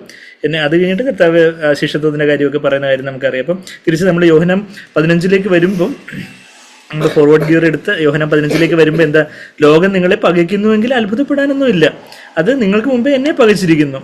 നിങ്ങൾ 19-ാമത്തെ വാക്യം യോഹന്നാൻ 15:19, നിങ്ങൾ ലോകക്കാരായിരുന്നു, നിങ്ങളും ഈ ലോകത്തിൻ്റെ ആ വഴി, ലോകമുണ്ട്, അതിൻ്റെ വഴിയുണ്ട്. ആ ലോകക്കാർ, അതായത് ഭൂവാസികൾ സ്വർഗ്ഗവാസികൾ എന്നൊക്കെ നമ്മൾ വെളിപാട് പുസ്തകം 13-14 വാക്യങ്ങളൊക്കെ വായിച്ചപ്പോൾ നമ്മൾ കണ്ടു. ഭൂവാസികളോട് അറിയിക്കുന്നു, സ്വർഗ്ഗവാസികളുമായിട്ടുള്ള യുദ്ധം എന്നുള്ള കാര്യമൊക്കെ പറയുന്നുണ്ട്. അതായത് ഭൂവാസികൾ എന്ന് പറഞ്ഞാൽ ഈ ഭൂമിയിൽ അങ്ങ് കെട്ടിപ്പണിഞ്ഞിരിക്കുന്ന ആൾക്കാർ ഭൂവാസികൾ. നമ്മൾ ഭൂമിയിൽ ജീവിക്കുന്നെങ്കിലും സ്വർഗത്തിൽ പ്രാണനെ ഉറപ്പിച്ചവരായിട്ട്, മനസ്സുറപ്പിച്ചവരായിട്ടുള്ള സ്വർഗ്ഗവാസികളാകാൻ കർത്താവ് നമ്മളെക്കുറിച്ച് ആഗ്രഹിക്കുന്നത്. അപ്പോൾ നമ്മൾ ലോകക്കാരാകുന്നുവെങ്കിൽ, നിങ്ങൾ ലോകക്കാരായിരുന്നെങ്കിൽ നിങ്ങൾ അവരുടെ കൂടെ കോംപ്രമൈസ് ചെയ്ത് അവരുടെ കൂടെ സിനിമ കാണാനും ആടാനും പാടാനും ബാക്കി എല്ലാത്തിനും എന്ത് വിഗ്രഹാരാധനയ്ക്കോ എന്തെല്ലാം കോംപ്രമൈസിനോ ഒക്കെ നമ്മൾ അതിനും പൈസ കൊടുക്കാനും എല്ലാത്തിനും ലോകക്കാരായിരുന്നു എന്നുണ്ടെങ്കിൽ ലോകം തനിക്ക് സ്വന്തമായതിനെ സ്നേഹിക്കുമായിരുന്നു. ലോകത്തിന് എന്തൊരു ഇഷ്ടമാണ്, മടി വെച്ച് സ്നേഹിക്കുമായിരുന്നു. പിശാചിൻ്റെ കൂട്ടത്തിലുള്ളവരെ പിശാചിന് എത്ര വലിയ സ്നേഹമാണ് എന്നാ കഴിഞ്ഞിട്ട് പറയുക. എന്നാൽ നിങ്ങൾ ലോകക്കാരായിരിക്കാതെ ഞാൻ നിങ്ങളെ ലോകത്തിൽ നിന്ന് തിരഞ്ഞെടുത്തത് കൊണ്ട് ലോകം നിങ്ങളെ പകയ്ക്കുന്നു. ഞാൻ നിങ്ങളെ ലോകത്തിൽ നിന്ന് തിരഞ്ഞെടുത്തത് കൊണ്ട് ഞാൻ നിങ്ങളെ ലോകത്തിൽ നിന്ന് തിരഞ്ഞെടുത്തു. ഞാൻ ഇന്ന് എൻ്റെ വാട്സപ്പിൽ സ്റ്റാറ്റസായിട്ട് ഒരു സഹോദരൻ അയച്ചു തന്ന വചനം ഞാൻ ഇട്ടായിരുന്നു. ഞാനത് ലേവ്യ പുസ്തകത്തിൽ നിന്നാന്ന് തോന്നുന്നു. ഞാൻ തന്നെ ഒന്ന് നോക്കട്ടെ അതിൻ്റെ റെഫറൻസ്. അതായത് അതെ, ലേവ്യർ 20:26, ലേവ്യ പുസ്തകം 20:26. അവിടെ കർത്താവ് അന്ന് ഇസ്രായേൽ ജനതയെ മറ്റുള്ളവരിൽ നിന്ന് തിരഞ്ഞെടുത്ത ആ ഒരു കർത്താവിൻ്റെ ഒരു ഓമനത്വം പറയുന്നൊരു വാക്ക് നമ്മളിവിടെ വായിക്കുന്നുണ്ട്. ഒരു പിതാവിൻ്റെ സ്നേഹം എന്ന വണ്ണം 20 എത്രയായിരുന്നു, 20:26 അല്ലേ, 20:26. ലേവ്യ പുസ്തകം 20-ാം അധ്യായത്തിൻ്റെ 26-ാമത്തെ വാക്യം, എൻ്റെ സെക്കൻഡ് ലാസ്റ്റ് വേഴ്സ്. ഇങ്ങനെ അതിനകത്ത് പറയുന്നേ, നിങ്ങൾ എനിക്ക് വിശുദ്ധന്മാരായിരിക്കണം. അതിനു മുമ്പ് പല കൽപ്പനകളൊക്കെ അനുസരിക്കുന്നതിൻ്റെ കാര്യവും ഒക്കെ പറഞ്ഞിട്ട് എന്താ ഇത്രയും കൽപ്പനകളൊക്കെ തരുന്നതെന്ന് വെച്ചാൽ, നിങ്ങൾ ലോകത്തിൻ്റെ കൂടെ അങ്ങ് മിങ്കിൾ ചെയ്ത് അവരുടെ കൂട്ട് അങ്ങ് അടിപ്പാടി അങ്ങ് പോവുകയാണെന്നുണ്ടെങ്കിൽ പിന്നെ എങ്ങനെയാ അത് എന്താ അർത്ഥം? നിങ്ങൾ എനിക്ക് വിശുദ്ധമായിരിക്കണം. You have to be holy to me. Holy എന്നുള്ള വാക്ക് സെറ്റ് അപ്പാർട്ട് എന്ന് വെച്ചാൽ ബാക്കിയുള്ളതിൽ നിന്നെല്ലാം വേർപെട്ട് നിങ്ങൾ ഇരിക്കണം. ഈ ലോകത്തിൻ്റെ കൂടെ അങ്ങ് കലർന്ന് എല്ലാത്തിനും എന്താ പറയുന്നത്, ഇന്ന് നോക്കിയാൽ പള്ളികളിൽ തന്നെയാണ് പല തരത്തിലുള്ള വിഗ്രഹാരാധനയും പല തരത്തിലുള്ള ആട്ടവും പാട്ടവും പല തരത്തിലുള്ള പല കോപ്രായങ്ങളും കാര്യങ്ങളും ഒക്കെ നമ്മൾ യൂട്യൂബിലൊക്കെ കാണുമ്പോൾ ഇത് പള്ളിയിൽ ഒക്കെ ആണെന്ന് പറയുന്നു. അതുപോലുള്ള പല കാര്യങ്ങളും ഒക്കെയാണ് ഓരോന്ന് നടക്കുന്നത്. നമ്മൾ വെച്ചാൽ അവിടെയും എന്താ ഇല്ലാത്തതെന്ന്, ജാതികൾക്കിടയിലുള്ളത് എന്താ ഇവിടെ ഇല്ലാത്തതെന്ന് ചോദിച്ചാൽ മതി എന്ന് പറയത്തക്ക വണ്ണമുള്ള പല കാര്യങ്ങളുമൊക്കെ നടക്കുന്നു. അപ്പം എന്താ നാട് ഓടുമ്പോൾ നടുവേ ഓടുന്ന തരത്തിലുള്ളൊരു അവസ്ഥ. നിങ്ങൾ എനിക്ക് വിശുദ്ധന്മാരായിരിക്കണം, യഹോവയായ ഞാൻ വിശുദ്ധനാകുക കൊണ്ട് നിങ്ങളും എനിക്ക് വിശുദ്ധന്മാരായിരിക്കണം, നിങ്ങൾ എനിക്കുള്ളവരായിരിക്കേണ്ടതിന്. അത് ആ വാക്ക് എനിക്കുള്ളവരായിരിക്കേണ്ടതിന്. ഇംഗ്ലീഷിൽ ഇങ്ങനെ that set you apart from the people to be mine. അതിൽ ന്യൂ ലിവിങ് ട്രാൻസ്ലേഷനാണ് ഞാൻ അതിനെ എഴുതിയിരിക്കുന്നത്. I have set you apart from all other people to be my very own. My very own, എൻ്റെ സ്വന്തമായിരിക്കേണ്ടത്, എൻ്റെ സ്വന്തം. നമ്മൾ കുഞ്ഞുങ്ങളെ ചേർത്ത് പിടിച്ച് എൻ്റെ സ്വന്തം കുഞ്ഞാവ, എൻ്റെ സ്വന്തം ആട്ടിൻകുട്ടി എന്നൊക്കെ പറയുന്നത് പോലെ മൈ വെരി ഓൺ, എൻ്റെ കുഞ്ഞ, എൻ്റെ പൊന്നോമനല്ലേ എന്ന് പറയുന്നത് പോലെ ആ ദൈവയോട് പറയുന്നത് that you might be my that I set you apart from the people to be my very own, mine, to be mine. അതാ നിങ്ങൾ എനിക്കുള്ളവരായിരിക്കേണ്ടതിന് ഞാൻ നിങ്ങളെ ജാതികളിൽ നിന്ന് വേർതിരിച്ചിരിക്കുന്നു. അപ്പം അങ്ങനെ നമ്മളെ കർത്താവ് തിരഞ്ഞെടുത്തിരിക്കുന്നു. അതാ ഇപ്പം നമ്മളിപ്പം വായിച്ച് യോഹന്നാൻ 15:19 നമ്മളിപ്പോൾ അതാ വായിച്ച്. എന്നാൽ നിങ്ങൾ ലോകക്കാരായിരിക്കാതെ ഞാൻ നിങ്ങളെ ലോകത്തിൽ നിന്ന് തിരഞ്ഞെടുത്തത് കൊണ്ട് എനിക്ക് സ്വന്തമാകുന്നതിന് വേണ്ടി. നമുക്കറിയാം ഒരു വാക്യം കൂടി ഞാൻ പുറപ്പാട് പുസ്തകത്തിൽ നിന്ന് വായിക്കുവാണെങ്കിൽ പുറപ്പാട് 19-ാം അധ്യായത്തിൽ ഇതുപോലൊരു വാക്യം നമുക്ക് പലർക്കും പരിചയം ഉണ്ടായിരിക്കും. That you might be my own possession. പഴയ നിയമത്തിലെ യഹൂദന്മാരെയും ദൈവം അങ്ങനെ തിരഞ്ഞെടുത്തതാണ്. പക്ഷേ അവർക്ക് ആ ഒരു ദൈവത്തിൻ്റെ ആ വലിയ കോളിങ്ങിൽ അങ്ങ് ഉയരാൻ പറ്റിയില്ല. പുറപ്പാട് പുസ്തകം 19-ാം അധ്യായത്തിൻ്റെ 5-ാമത്തെ വാക്യത്തിൽ ആകയാൽ നിങ്ങൾ എൻ്റെ വാക്ക് കേട്ട് അനുസരിക്കുകയും എൻ്റെ നിയമം പ്രമാണിക്കുകയും ചെയ്താൽ നിങ്ങൾ എനിക്ക് സകല ജാതികളിലും വെച്ച് പ്രത്യേക സമ്പത്തായിരിക്കും. അതാ വായിക്കുന്നത്, my own possession among all the peoples for all the earth is mine. ഭൂമിയൊക്കെ എനിക്കുള്ളതല്ല, ഈ ഭൂമിയൊക്കെ എനിക്കുള്ളതാണ്. പക്ഷേ നിങ്ങൾ എൻ്റെ വചനപ്രകാരം നടക്കുവാണെങ്കിൽ നിങ്ങൾ എൻ്റെ പ്രത്യേക സമ്പത്തായിരിക്കും, എൻ്റെ വലിയ ട്രഷറായിരിക്കും. ചിലർ അവരുടെ ആ ഒരു ആഭരണപ്പെട്ടിയോ അവരുടെ പ്രത്യേക സമ്പത്തും ഒക്കെ വളരെ സൂക്ഷിച്ച് എവിടെ പോയാലും ഇതും ഈ പ്രത്യേക സമ്പത്ത് നമ്മുടെ കർത്താവിൻ്റെ വചനത്തിലേക്ക് നമ്മൾ അന്ന് ഇസ്രായേലായിരുന്നു എന്നുണ്ടെങ്കിൽ ഇന്ന് ആത്മീയ ഇസ്രായേലാകുന്ന സഭയാണ് കർത്താവിൻ്റെ പ്രത്യേക സമ്പത്തായിരിക്കുന്നത്. അപ്പം നമ്മൾ അങ്ങനെ ഒരു വലിയ പദവിയിലേക്ക് കർത്താവ് തിരഞ്ഞെടുത്തിരിക്കും. അതാണ് നമ്മൾ തിരിച്ച് യോഹന്നാൻ 15:19 വാക്യത്തിൽ ഞാൻ നിങ്ങളെ ലോകത്തിൽ നിന്ന് തിരഞ്ഞെടുത്തത് കൊണ്ട് ലോകം നിങ്ങളെ പായിക്കുന്നു. നിങ്ങൾ ലോകത്തിൻ്റെ അല്ല. ഇപ്പം വെള്ളം വെള്ളത്തിലുണ്ട്, പക്ഷേ വെള്ളം വെള്ളത്തിലില്ല എന്ന് പറയുന്നത് പോലെ നിങ്ങൾ ലോകത്തിലാണ് ഉള്ളേ, പക്ഷേ ലോകം നിങ്ങളിൽ ഇല്ലാത്തതുകൊണ്ടാണ് ലോകക്കാർ നിങ്ങളെ പതിക്കുന്നത്. നിങ്ങൾ ലോകത്തിൻ്റെ കൂടെ ഈ വെള്ളം കയറി ഇരിക്കുവാണെങ്കിൽ പിന്നെ എല്ലാവരും ഒരേ ഒഴുക്കിനങ്ങ് പൊയ്ക്കോളും എന്നുള്ളൊരു കാര്യമാണ് പറയുന്നത്. അതിൻ്റെ 20-ാമത്തെ വാക്യം, ദാസൻ യജമാനേക്കാൾ വലിയവനല്ല എന്ന് ഞാൻ നിങ്ങളോട് പറഞ്ഞ വാക്ക് ഓർക്കുവിൻ. കർത്താവ് എവിടെ പറഞ്ഞത്? നമ്മൾ മത്തായി 10 വരുവാണെങ്കിൽ നമ്മളിപ്പോൾ മത്തായി 10 ഇപ്പം വായിച്ചതേ ഉള്ളൂ. മത്തായി 10 നമ്മളിപ്പോൾ വായിച്ച വാക്യത്തിന് തൊട്ട് കുറച്ച് മുകളിലായിട്ട് 24-ാമത്തെ വാക്യം നമ്മൾ നോക്കുവാണെങ്കിൽ അവിടെ കർത്താവ് അപ്പോൾ അവസാനമായിട്ട് ഇവരോട് കാര്യങ്ങൾ പറയുമ്പം ഇതിനു മുമ്പ് പറഞ്ഞ കുറച്ച് കാര്യങ്ങളൊക്കെ ഒന്നുകൂടെ ഓർപ്പിക്കും. ഇപ്പം അവസാനമായിട്ട് പരീക്ഷയ്ക്ക് മുമ്പായിട്ട് ടീച്ചർ ഭയങ്കര ക്വിക്ക് റിവിഷൻ ചെയ്യുക. അന്ന് ഞാൻ പഠിപ്പിച്ചില്ലേ, അന്ന് ഞാൻ ഓഗസ്റ്റ് മാസം ഇത് പഠിപ്പിച്ചായിരുന്നു, സെപ്റ്റംബർ മാസം ഇത് പഠിപ്പിച്ചായിരുന്നു എന്ന് പറഞ്ഞതുപോലെ കർത്താവ് ഞാൻ പറഞ്ഞ കാര്യം നിങ്ങളൊന്ന് ഓർക്കണേ. മത്തായി 10:24 എന്താ പറയുന്നത്? ശിഷ്യൻ ഗുരുവിൻ മീതെയല്ല, ദാസൻ യജമാനന് മീതെയുമല്ല എന്ന് കർത്താവ് അവരോട് പറഞ്ഞൊരു കാര്യം. 25-ാമത്തെ വാക്യം, ഗുരുവിനെ പോലെ ആകുന്നത് ശിഷ്യന് മതി, യജമാനെ പോലെ ആകുന്നത് ദാസന് മതി. അവർ വീട്ടുടയവനെ ബെൽസബൂൽ എന്ന് പറഞ്ഞാൽ റൂളർ ഓഫ് ബെൽസബൂൽ എന്താ പറഞ്ഞാൽ റൂളർ ഓഫ് ഡീമൺസ് എന്ന് പറഞ്ഞാൽ ഭൂതങ്ങളുടെ തലവൻ, ഭൂതനാഥൻ എന്ന് പറഞ്ഞാൽ പിശാചിൻ്റെ പേരാണ് അത്. വീട്ടുടയവനെ ബെൽസബൂൽ എന്ന് വിളിച്ചു എങ്കിൽ വീട്ടുകാരെ എത്ര അധികം വിളിക്കും. വീട്ടുടയവനെ അത്രയും വിളിച്ചെങ്കിൽ അത്രയും ധൈര്യപ്പെട്ടെങ്കിൽ വീട്ടുകാരെ എന്തെല്ലാം പേരൊക്കെ ആയിരിക്കും വിളിക്കാൻ പോകുന്നത്. സോ അപ്പോൾ അതുകൊണ്ട് എത്ര അധികം നിങ്ങളെ പകയ്ക്കും എന്നുള്ളൊരു കാര്യമാണ് കർത്താവ് അവിടെ പറയുന്നത്. അതുകൊണ്ട് ഭയപ്പെടേണ്ട, അതുകൊണ്ട് അവരെ ഭയപ്പെടേണ്ട എന്നൊക്കെ എൻ്റെ താഴോട്ട് ഡു നോട്ട് ഫിയർ ദം, എല്ലാം വെളിവായിട്ട് വരും എന്നുള്ള കാര്യമൊക്കെ കർത്താവ് താഴോട്ട് പറയുന്ന കാര്യമൊക്കെ പറയുന്നുണ്ട്. നിങ്ങളുടെ ദേഹത്തെ കൊല്ലാൻ കഴിയുന്നവരെയല്ല, ദേഹിയെ കൊല്ലാൻ കഴിയുന്ന കർത്താവിനെ ഭയഭക്തി ബഹുമാനത്തോടെ ബഹുമാനിക്കേണ്ടതെന്നുള്ള കാര്യമൊക്കെ 28-ാമത്തെ വാക്യത്തിലൊക്കെ പറയുന്നത്. നിങ്ങളുടെ തലയിൽ തലമുടി ഇവരെല്ലാം പകയ്ക്കുന്നതുകൊണ്ട് നിങ്ങൾ പേടിക്കൊന്നും വേണ്ട. താഴോട്ട് വായിക്കുമ്പോൾ മത്തായി 10:30 എൻ്റെ 29 കാശിന് 2 കുരികിൽ വിൽക്കുന്നില്ലയോ, അവയിൽ ഒന്നുപോലും നിങ്ങളുടെ പിതാവ് സമ്മതിക്കാതെ നിലത്ത് വീഴുകയില്ല.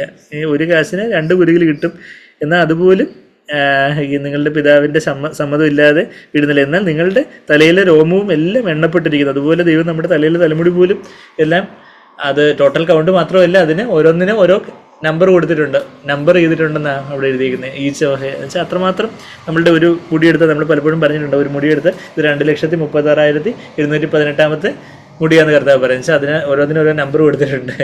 അപ്പോൾ അത് അത്രമാത്രം കരുതുന്നതിനായി കർത്താവ് അതുകൊണ്ട് നിങ്ങൾ ഭയപ്പെടുകയൊന്നും വേണ്ട. ലോകക്കാരൊക്കെ നിങ്ങളെ പകച്ചോട്ടെ. അത് എന്നെ അതിന് മുമ്പ് എന്നെ പകച്ചതാണ്. നിങ്ങൾക്ക് എന്തെങ്കിലുമൊക്കെ ഇരട്ടപ്പേരും കാര്യങ്ങളൊക്കെ കിട്ടും. സ്കൂളിലും കോളേജിലും ഒക്കെ പല പല ഇരട്ടപ്പേര്, കുഞ്ഞാടെന്ന്, പുണ്യവാളെന്ന്, അല്ലെങ്കിൽ എന്താ ഗുരു എന്ന്, അല്ലെങ്കിൽ വേറെ പല പല പേരുകളും കാര്യങ്ങളൊക്കെ കിട്ടും. പക്ഷേ എന്താ എന്നെ ബെൽസബൂൽ എന്ന് വിളിച്ചാൽ നിങ്ങൾ ഇനിയിപ്പോൾ അതിൽ കൂടുതൽ വിളിച്ചില്ലെങ്കിൽ അത്ഭുതമുള്ളൂ എന്നുള്ള കാര്യമാണ് കർത്താവ് പറയുന്നത്. അപ്പോൾ നമ്മൾ തിരിച്ച് യോഹന്നാൻ 15 വരുമ്പം ദാസൻ യജമാനേക്കാൾ വലിയവനല്ല എന്ന് ഞാൻ നിങ്ങളോട് പറഞ്ഞ വാക്ക് ഓർക്കുവിൻ. അവർ എന്നെ ഉപദ്രവിച്ചുവെങ്കിൽ നിങ്ങളെ ഉപദ്രവിക്കും. എൻ്റെ വചനം പ്രമാണിച്ചുവെങ്കിൽ നിങ്ങളുടെയും പ്രമാണിക്കും. എൻ്റെ വചനം ചിലർ ശരിയാ കർത്താവിൻ്റെ വചനം പ്രമാണിക്കാനായിട്ട് വന്നവരുണ്ട്. അതുപോലെ എല്ലാവരും അങ്ങ് പകയ്ക്കത്തില്ല. കുറച്ച് പേര് നിങ്ങളുടെ വചനം കേട്ടതനുസരിക്കും. എൻ്റെ വചനം പ്രമാണിച്ചവരാണെങ്കിൽ നിങ്ങളുടെ വചനവും പ്രമാണിക്കും. എന്ന് വെച്ചാൽ യേശുവിന് അതേ വചനമാണ് അപ്പോസ്തലന്മാർ പിന്നെയും പറയാൻ പോകുന്നത്. ഇന്നും നമ്മളും കർത്താവിൻ്റെ അതേ വചനം പറയുമ്പോൾ പലരും നമ്മളെ പകയ്ക്കും. യേശു മാത്രമേ വഴിയുള്ളൂ, നിങ്ങൾ മാത്രമേ സ്വർഗത്തിൽ പോകത്തുള്ളൂ, നിങ്ങൾ എന്താ ആൾക്കാരാ എന്ന്. ഇന്ന് യഥാർത്ഥത്തിൽ ജീവന് വേണ്ടിയുള്ളൊരു ദാഹമുള്ളവർക്ക് അത് വലിയൊരു ആശ്വാസമായിരിക്കും. നമ്മൾ പറഞ്ഞിട്ടുള്ള സാഗ്ലറിന് കേട്ടുള്ളൊരു ഉദാഹരണം ഞാൻ പലപ്പോഴും പറഞ്ഞിട്ടുള്ളത്. അതായത് നമ്മളൊരു വെളിച്ചമായിട്ട് നടക്കുക, ഒരു ടോർച്ച് ലൈറ്റുമായിട്ട് നടക്കുക, എല്ലായിടത്തും ഇരുട്ട. അപ്പോൾ ഇരുട്ടത്ത് ഒരാൾ പാപം ചെയ്തുകൊണ്ടിരിക്കുവാണെങ്കിൽ നമ്മളെ വെളിച്ചമായിട്ട് ചെന്നാൽ അയാൾക്ക് നമ്മളെ കൊല്ലാനുള്ള ദേഷ്യമായിരിക്കും. എന്നാൽ വേറൊരാൾ ഇരുട്ടത്ത് വഴി തപ്പി തടഞ്ഞുകൊണ്ടിരിക്കുവാണെങ്കിൽ വെളിച്ചമായിട്ട് ചെല്ലുമ്പോൾ അയ്യോ താങ്ക് യു ബ്രദറെ, ഇത്ര നാൾ ഇവിടെ പോയി, എനിക്ക് ഈ വഴിയൊന്ന് കാണിച്ചു തരാനായിട്ട് ടോർച്ചായിട്ട് ഇപ്പോഴല്ലേ വരാൻ തോന്നി എന്നായിരിക്കും പറയുന്നത്. പറഞ്ഞതുപോലെ ഒരേ വെളിച്ചമായിട്ടാണ് നമ്മൾ രണ്ടിടത്തേക്ക് തരുന്നത്. ചിലർക്ക് അവരുടെ പാപത്തിൽ തന്നെ തുടരാൻ ആഗ്രഹിക്കുന്നവർക്ക് നമ്മളോട് ഭയങ്കര ദേഷ്യമായിരിക്കുമോ, നിങ്ങളൊന്നും മിണ്ടാതിരിക്കുമോ, നിങ്ങൾ മതം മാറ്റാൻ വേണ്ടി നടക്കുന്നു, നിങ്ങളതാണ് ഇതാണ്. എന്നാൽ യഥാർത്ഥത്തിലൊരു ആശ്വാസത്തിന് വചനം, ജീവൻ്റെ വചനം, യഥാർത്ഥത്തിലൊരു സത്യത്തിന് വേണ്ടി ഒരു ദാഹമുള്ളവർക്ക് ഇത് ഞാൻ നേരത്തെ കേൾക്കാൻ പറ്റിയില്ലല്ലോ എന്നുള്ളൊരു അവസ്ഥയായിരിക്കും. ചിലർക്ക് ജീവനിൽ നിന്ന് ജീവനിലേക്കും, ചിലർക്ക് മരണത്തിൽ നിന്ന് മരണത്തിലേക്കും ഉള്ള സ്വരൂപവാസനയായിരിക്കും എന്നൊക്കെ നമ്മൾ 2 കൊരിന്ത്യർ 2:15-16 വാക്യങ്ങളൊക്കെ നമുക്ക് അറിയാവുന്ന വാക്യങ്ങളാണല്ലോ. അപ്പോൾ അതാ ഇവിടെ 20-ാമത്തെ വാക്യത്തിൽ എൻ്റെ വചനം പ്രമാണിച്ചു കഴിഞ്ഞാൽ നിങ്ങളുടെയും പ്രമാണിക്കും. ചിലർക്ക് ജീവനിൽ നിന്ന് ജീവനിലേക്കായിരിക്കും, ചിലർക്ക് പലർക്കും മരണത്തിൽ നിന്ന് മരണത്തിലേക്കുമായിരിക്കും. അതിൻ്റെ റേഷ്യോ പറയുവാണെങ്കിൽ ഭൂരിപക്ഷം പേരും മരണത്തിലേക്കായിരിക്കും എന്നുള്ള കാര്യം. അനേകരാണ് നാശത്തിൻ്റെ വഴിയിലൂടെ പോയി നിബന്ധിക്കുന്നവർ അനേകരായിരിക്കും. ചുരുക്കം പേര് ജീവൻ്റെ വഴിയിലേക്ക് പോകത്തുള്ളത് കർത്താവിന് മത്തായി 7:13-14 വാക്യങ്ങൾ പറയുന്ന കാര്യം നമുക്കറിയാം. എന്നാൽ എല്ലാവരും കർത്താവിലേക്ക് വരണമെന്നാണ് കർത്താവിൻ്റെ ആഗ്രഹം എന്നുള്ള വാക്യങ്ങളൊക്കെ നമ്മൾ കഴിഞ്ഞ ആഴ്ച കണ്ടു. 1 തിമോഥെയോസ് 2:4 2 പത്രോസ് 3:9 ഒക്കെ എല്ലാവരും മനസ്സാന്തരപ്പെട്ട് സത്യത്തിൻ്റെ പരിജ്ഞാനത്തിലേക്ക് വരണമെന്നാണ് കർത്താവിൻ്റെ ആഗ്രഹം. പക്ഷേ പലരും ഈ ഒരു നാശത്തിൻ്റെ പാതയിലേക്കായിരിക്കും പോകുന്നതെങ്കിലും അതാ 21-ാമത്തെ വാക്യം യോഹന്നാൻ 15:21 എങ്കിലും എന്നെ അയച്ചവനെ അവർ അറിയായ കൊണ്ട് എൻ്റെ നാമത്തെ നിമിത്തം എൻ്റെ വചനം നിങ്ങളെയും അവരെ എന്നെ ഉപദ്രവിച്ചെങ്കിൽ നിങ്ങളെ ഉപദ്രവിക്കും, എൻ്റെ വാക്ക് കേട്ടെങ്കിൽ നിങ്ങളുടെ വാക്യം കേൾക്കും. എങ്കിലും എന്നെ അയച്ചവൻ എന്തുകൊണ്ട് ഇവർ ഇങ്ങനെയൊക്കെ ചെയ്യുന്നത്? ഇത്രയും നന്മ പ്രവർത്തികൾ ചെയ്യുകയും വേറെ ആരെയും ഉപദ്രവിക്കാതെ എല്ലാം ഏറ്റവും നീതിയോടെ, ന്യായത്തോടെ, ഇത്രയും സ്നേഹത്തോടെ, പരോപകാരത്തോടെ നിങ്ങളായിരിക്കുമ്പം എന്തുകൊണ്ട് നിങ്ങളിങ്ങനെ ചെയ്യുന്നതെന്ന് നിങ്ങൾക്ക് ചിലപ്പോൾ അത്ഭുതപ്പെട്ടേക്കും. എന്താണെന്ന് ചോദിച്ചാൽ അവർക്ക് അറിയത്തില്ല, ആരും അറിയത്തില്ല. എങ്കിലും എന്നെ അയച്ചവനെ അവർ അറിയായ കൊണ്ട് എൻ്റെ നാമം നിമിത്തം ഇതൊക്കെയും നിങ്ങളോട് ചെയ്യും. അത് കർത്താവിൻ്റെ ഒരു സ്ഥിരം ഡയലോഗാണ്. കർത്താവ് ക്രൂശിൽ കിടന്ന് അതാ പറഞ്ഞത്, പിതാവേ ഇവർ ചെയ്യുന്നത് എന്താണെന്ന് അറിയാത്തത് കൊണ്ട് ഇവരോട് ക്ഷമിക്കണമേ. നമുക്കറിയാം ലൂക്കോസ് 23:34 വാക്യത്തിൽ നമ്മളെപ്പോഴും പലപ്പോഴും കോട്ട് ചെയ്യുകയും മിസ്കൂട്ട് ചെയ്യുകയും ഒക്കെ ചെയ്യുന്ന വാക്യമാണ്. ഇവർ ചെയ്യുന്നതെന്ന് അറിയായിക്കൊണ്ട് നമുക്ക് അത്ഭുതം തോന്നി. ഇവർക്ക് എന്താ അറിയത്തില്ലേ? ഇവർ ഒരു മനുഷ്യനെ പച്ചക്കിട്ട് കൊല്ലുന്നത്, ഒരു കുറ്റം ചെയ്തിട്ടില്ലാത്തൊരു മനുഷ്യനെ ഇതുപോലെ ചെയ്യുന്നത് തെറ്റാന്ന് ഇവർക്ക് അറിയത്തില്ല. എന്നാൽ അവർക്ക് ഇത് ദൈവപുത്രനാണെന്നോ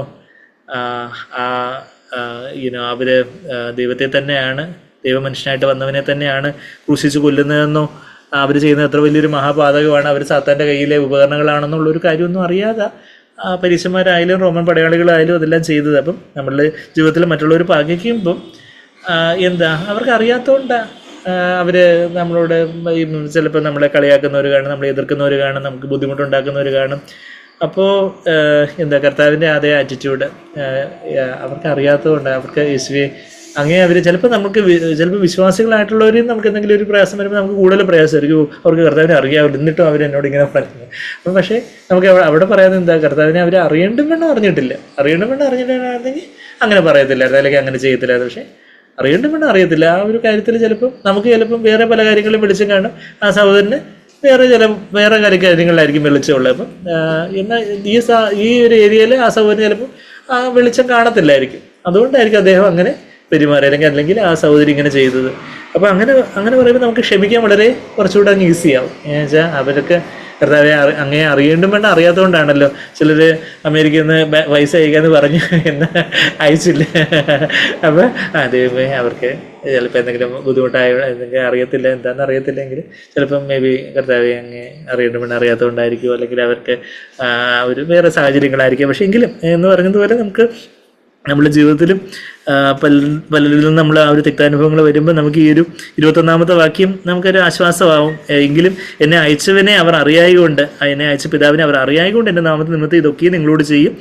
ഞാൻ വന്ന് അവരോട് സംസാരിക്കാതിരുന്നെങ്കിൽ, ഞാനിതൊന്നും വന്ന് ഇവരോട് വചനമൊന്നും പറയാതിരുന്നെങ്കിൽ അവർക്ക് പാപമില്ലായിരുന്നു.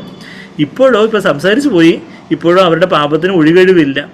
കർത്താവ് നമ്മൾ കഴിഞ്ഞ വെളിപാട് 14 നമ്മൾ കണ്ടായിരുന്നു, കർത്താവ് ഒരു അരിവാളും പിടിച്ചുകൊണ്ടാണ് ഈ അവിശ്വാസികളെ ന്യായം തീർക്കുന്നത് എന്നുള്ള കാര്യം. അപ്പോൾ ഈ അരിവാൾ എന്താണെന്ന് ചോദിച്ചാൽ മത്തായി 12:48, 12:4 48. മത്തായി 12:48 ഈ അരിവാൾ എന്താണെന്ന് പറയുന്നുണ്ട്. എങ്ങനെ കർത്താവ് ന്യായം തീർക്കുന്നേ? മത്തായി 12:48 എൻ്റെ ഓർമ്മ നോക്കട്ടെ. മത്തായി അല്ല കേട്ടോ, യോഹന്നാനാണ്. ഇതേ യോഹന്നാൻ്റെ സുവിശേഷം. ഇത് ഇപ്പം നമ്മൾ യോഹന്നാനാണല്ലോ. യോഹന്നാൻ 12:48 എന്താ പറയുന്നേ? ആ അരിവാൾ എന്താന്ന് പറയുന്നുണ്ട്. എന്ത് വെച്ചാൽ കർത്താവ് ന്യായം തീർക്കുന്നേ? എൻ്റെ വചനം കൈക്കൊള്ളാതെ എന്നെ തള്ളിക്കളയുന്നവനെ ന്യായം വിധിക്കുന്നവൻ ഉണ്ട്. ഞാൻ സംസാരിച്ച വചനം തന്നെ ഒടുക്കത്തെ നാളിൽ അവനെ ന്യായം വിധിക്കും. കർത്താവ് ഒരു അരിവാളും വെച്ചാണ് ഈ ഉണങ്ങിപ്പോയ കൊയ്ത്തിനെ, ഉണങ്ങിപ്പോയ കറ്റയൊക്കെ കൊയ്തെടുക്കുന്നത് എന്നുള്ളൊരു കാര്യം നമ്മളവിടെ വെളിപാട് 14-ാം അധ്യായത്തിൻ്റെ അവസാന വാക്യങ്ങൾ നമ്മൾ ചൊവ്വാഴ്ച ആ ബൈബിൾ സ്റ്റഡിയിൽ നമ്മൾ കണ്ടായിരുന്നു. അപ്പോൾ ഈ അരിവാൾ എന്താണെന്ന് ചോദിച്ചാൽ കർത്താവ് പറഞ്ഞ വചനം തന്നെ അരിവാൾ. നമുക്ക് അറിയാം, വാളും അരിവാളും എന്താണ് ചെത്തി വെടുപ്പാക്കുന്ന കത്തി എല്ലാം വചനം എത്ര കോറിലേറ്റ് ചെയ്ത കാര്യങ്ങൾ പറയുന്നു എന്നുള്ളത്. അത് നമ്മൾ ഇത് വെളിപാട് 14:14 നമ്മൾ അരിവാളുമായിട്ട് അവിടെ വെളുത്ത മേഘത്തിലിരിക്കുന്ന കർത്താവിനെ കാണുന്നത്. എന്നാൽ മറ്റേ അത് അവസാന കർത്താവ് അർമഗദോൻ യുദ്ധത്തിന് തൊട്ട് മുമ്പായിട്ടുള്ള ആ ഒരു കാര്യമൊക്കെ അവിടെ നമ്മൾ വായിക്കുന്നത്.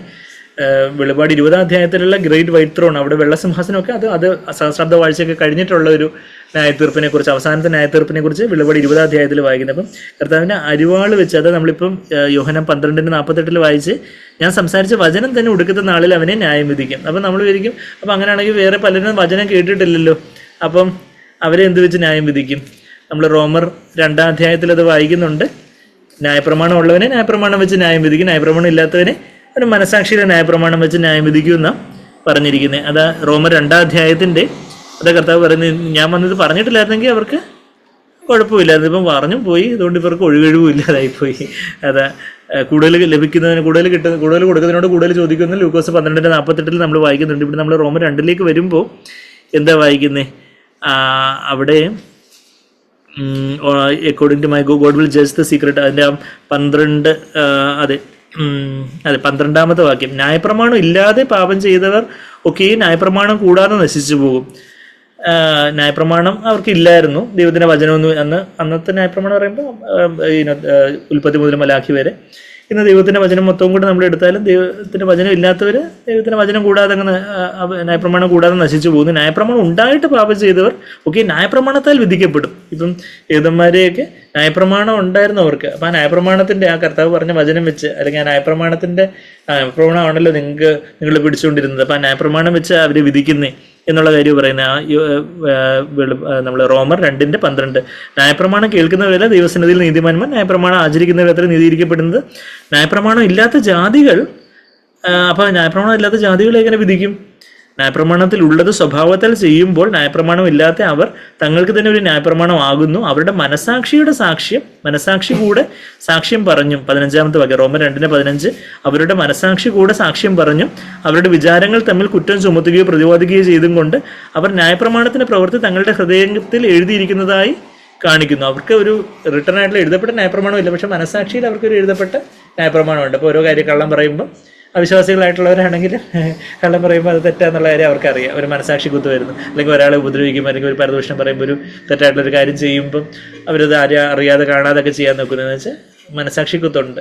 അപ്പോൾ അവർ മനസാക്ഷിയിൽ ഒരു ന്യായപ്രമാണമുള്ള ആ മനസാക്ഷിയുടെ ന്യായപ്രമാണം വെച്ച് അവരെ ദൈവം അവരോട് കണക്ക് ചോദിക്കും.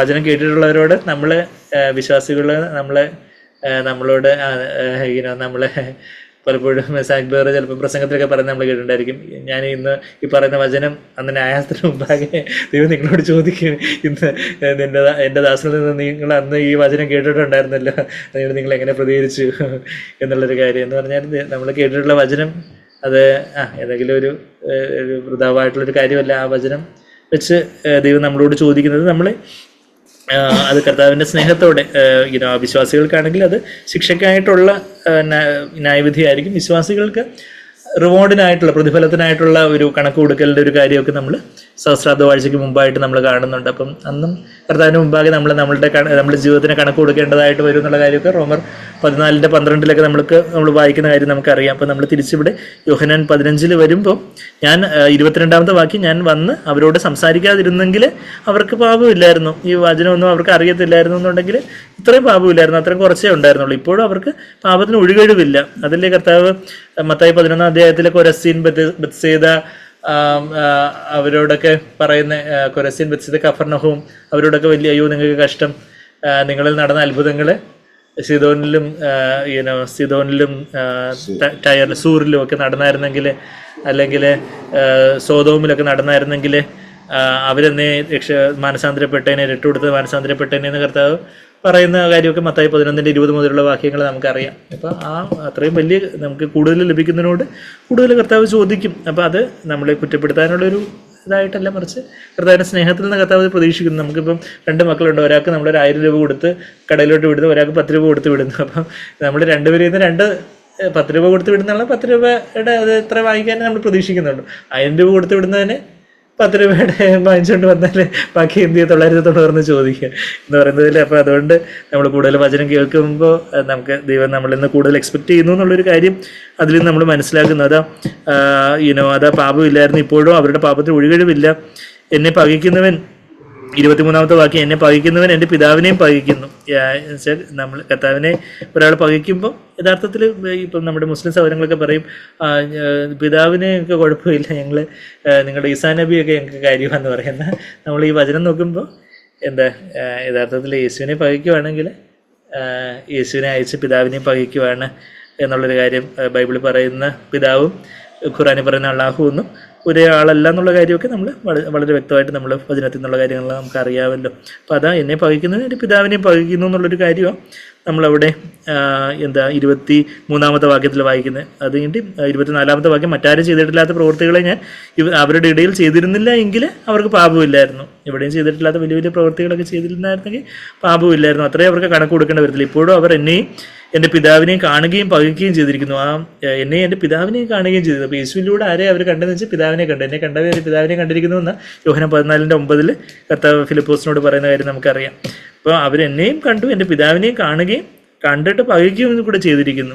അവരെന്നെ വെറുതെ എന്നെ പകച്ചു. 25-ാമത്തെ വാക്യം, അവർ വെറുതെ എന്നെ പകച്ചു എന്ന് അവരുടെ ന്യായപ്രമാണത്തിൽ എഴുതിയിരിക്കുന്ന വചനം നിവൃത്തിയാകേണ്ടതിന്. അത് 3 തവണ സങ്കീർത്തനത്തിൽ ആ ഒരു വെറുതെ എന്നെ പകച്ചു, they hated me without a cause. ആ 3 സങ്കീർത്തന വാക്യങ്ങൾ പെട്ടെന്ന് എടുക്കണമെങ്കിൽ സങ്കീർത്തനം 39:19, 35:19, സങ്കീർത്തനം 35:19 ആ ഒരു കർത്താവ് പഴയ നിയമത്തിൽ നിന്നൊക്കെ കോട്ട് ചെയ്തുകൊണ്ട് പറയുന്ന വാക്യങ്ങൾ നമ്മൾ 35:19 സങ്കീർത്തനം 35:19 വാക്യത്തിൽ ഇങ്ങനെ പറയുന്നത്, വെറുതെ എനിക്ക് ശത്രുക്കളായവർ എന്നെക്കുറിച്ച് സന്തോഷിക്കരുത്, കാരണം കൂടാതെ എന്നെ പകയ്ക്കുന്നവർ കണ്ണുമയ്ക്കുകയും വരുത്. കാരണം കൂടാതെ പകയ്ക്കുന്ന ഒരു കാര്യമാണ് അവിടെ ദാവീദ് പറയുന്നത്. അത് ദാവീദ് പുത്രനായിട്ടുള്ള യേശുവിനെ കുറിച്ചുള്ളൊരു റെഫറൻസ് ആയിട്ട് കർത്താവ് അത് പറയും, they hated me without a cause. ഒരു കാരണമില്ലാതെ അവർക്ക് പകയ്ക്കാൻ എന്താ കാരണം? കർത്താവ് അവർക്ക് ഏതാണ്ട് ദോഷം ചെയ്തു, അവരുടെ കാപട്യത്തെയും കൊള്ളരുതായ്മകളെ തുറന്നു കാണിച്ചു എന്നുള്ളതാണ്.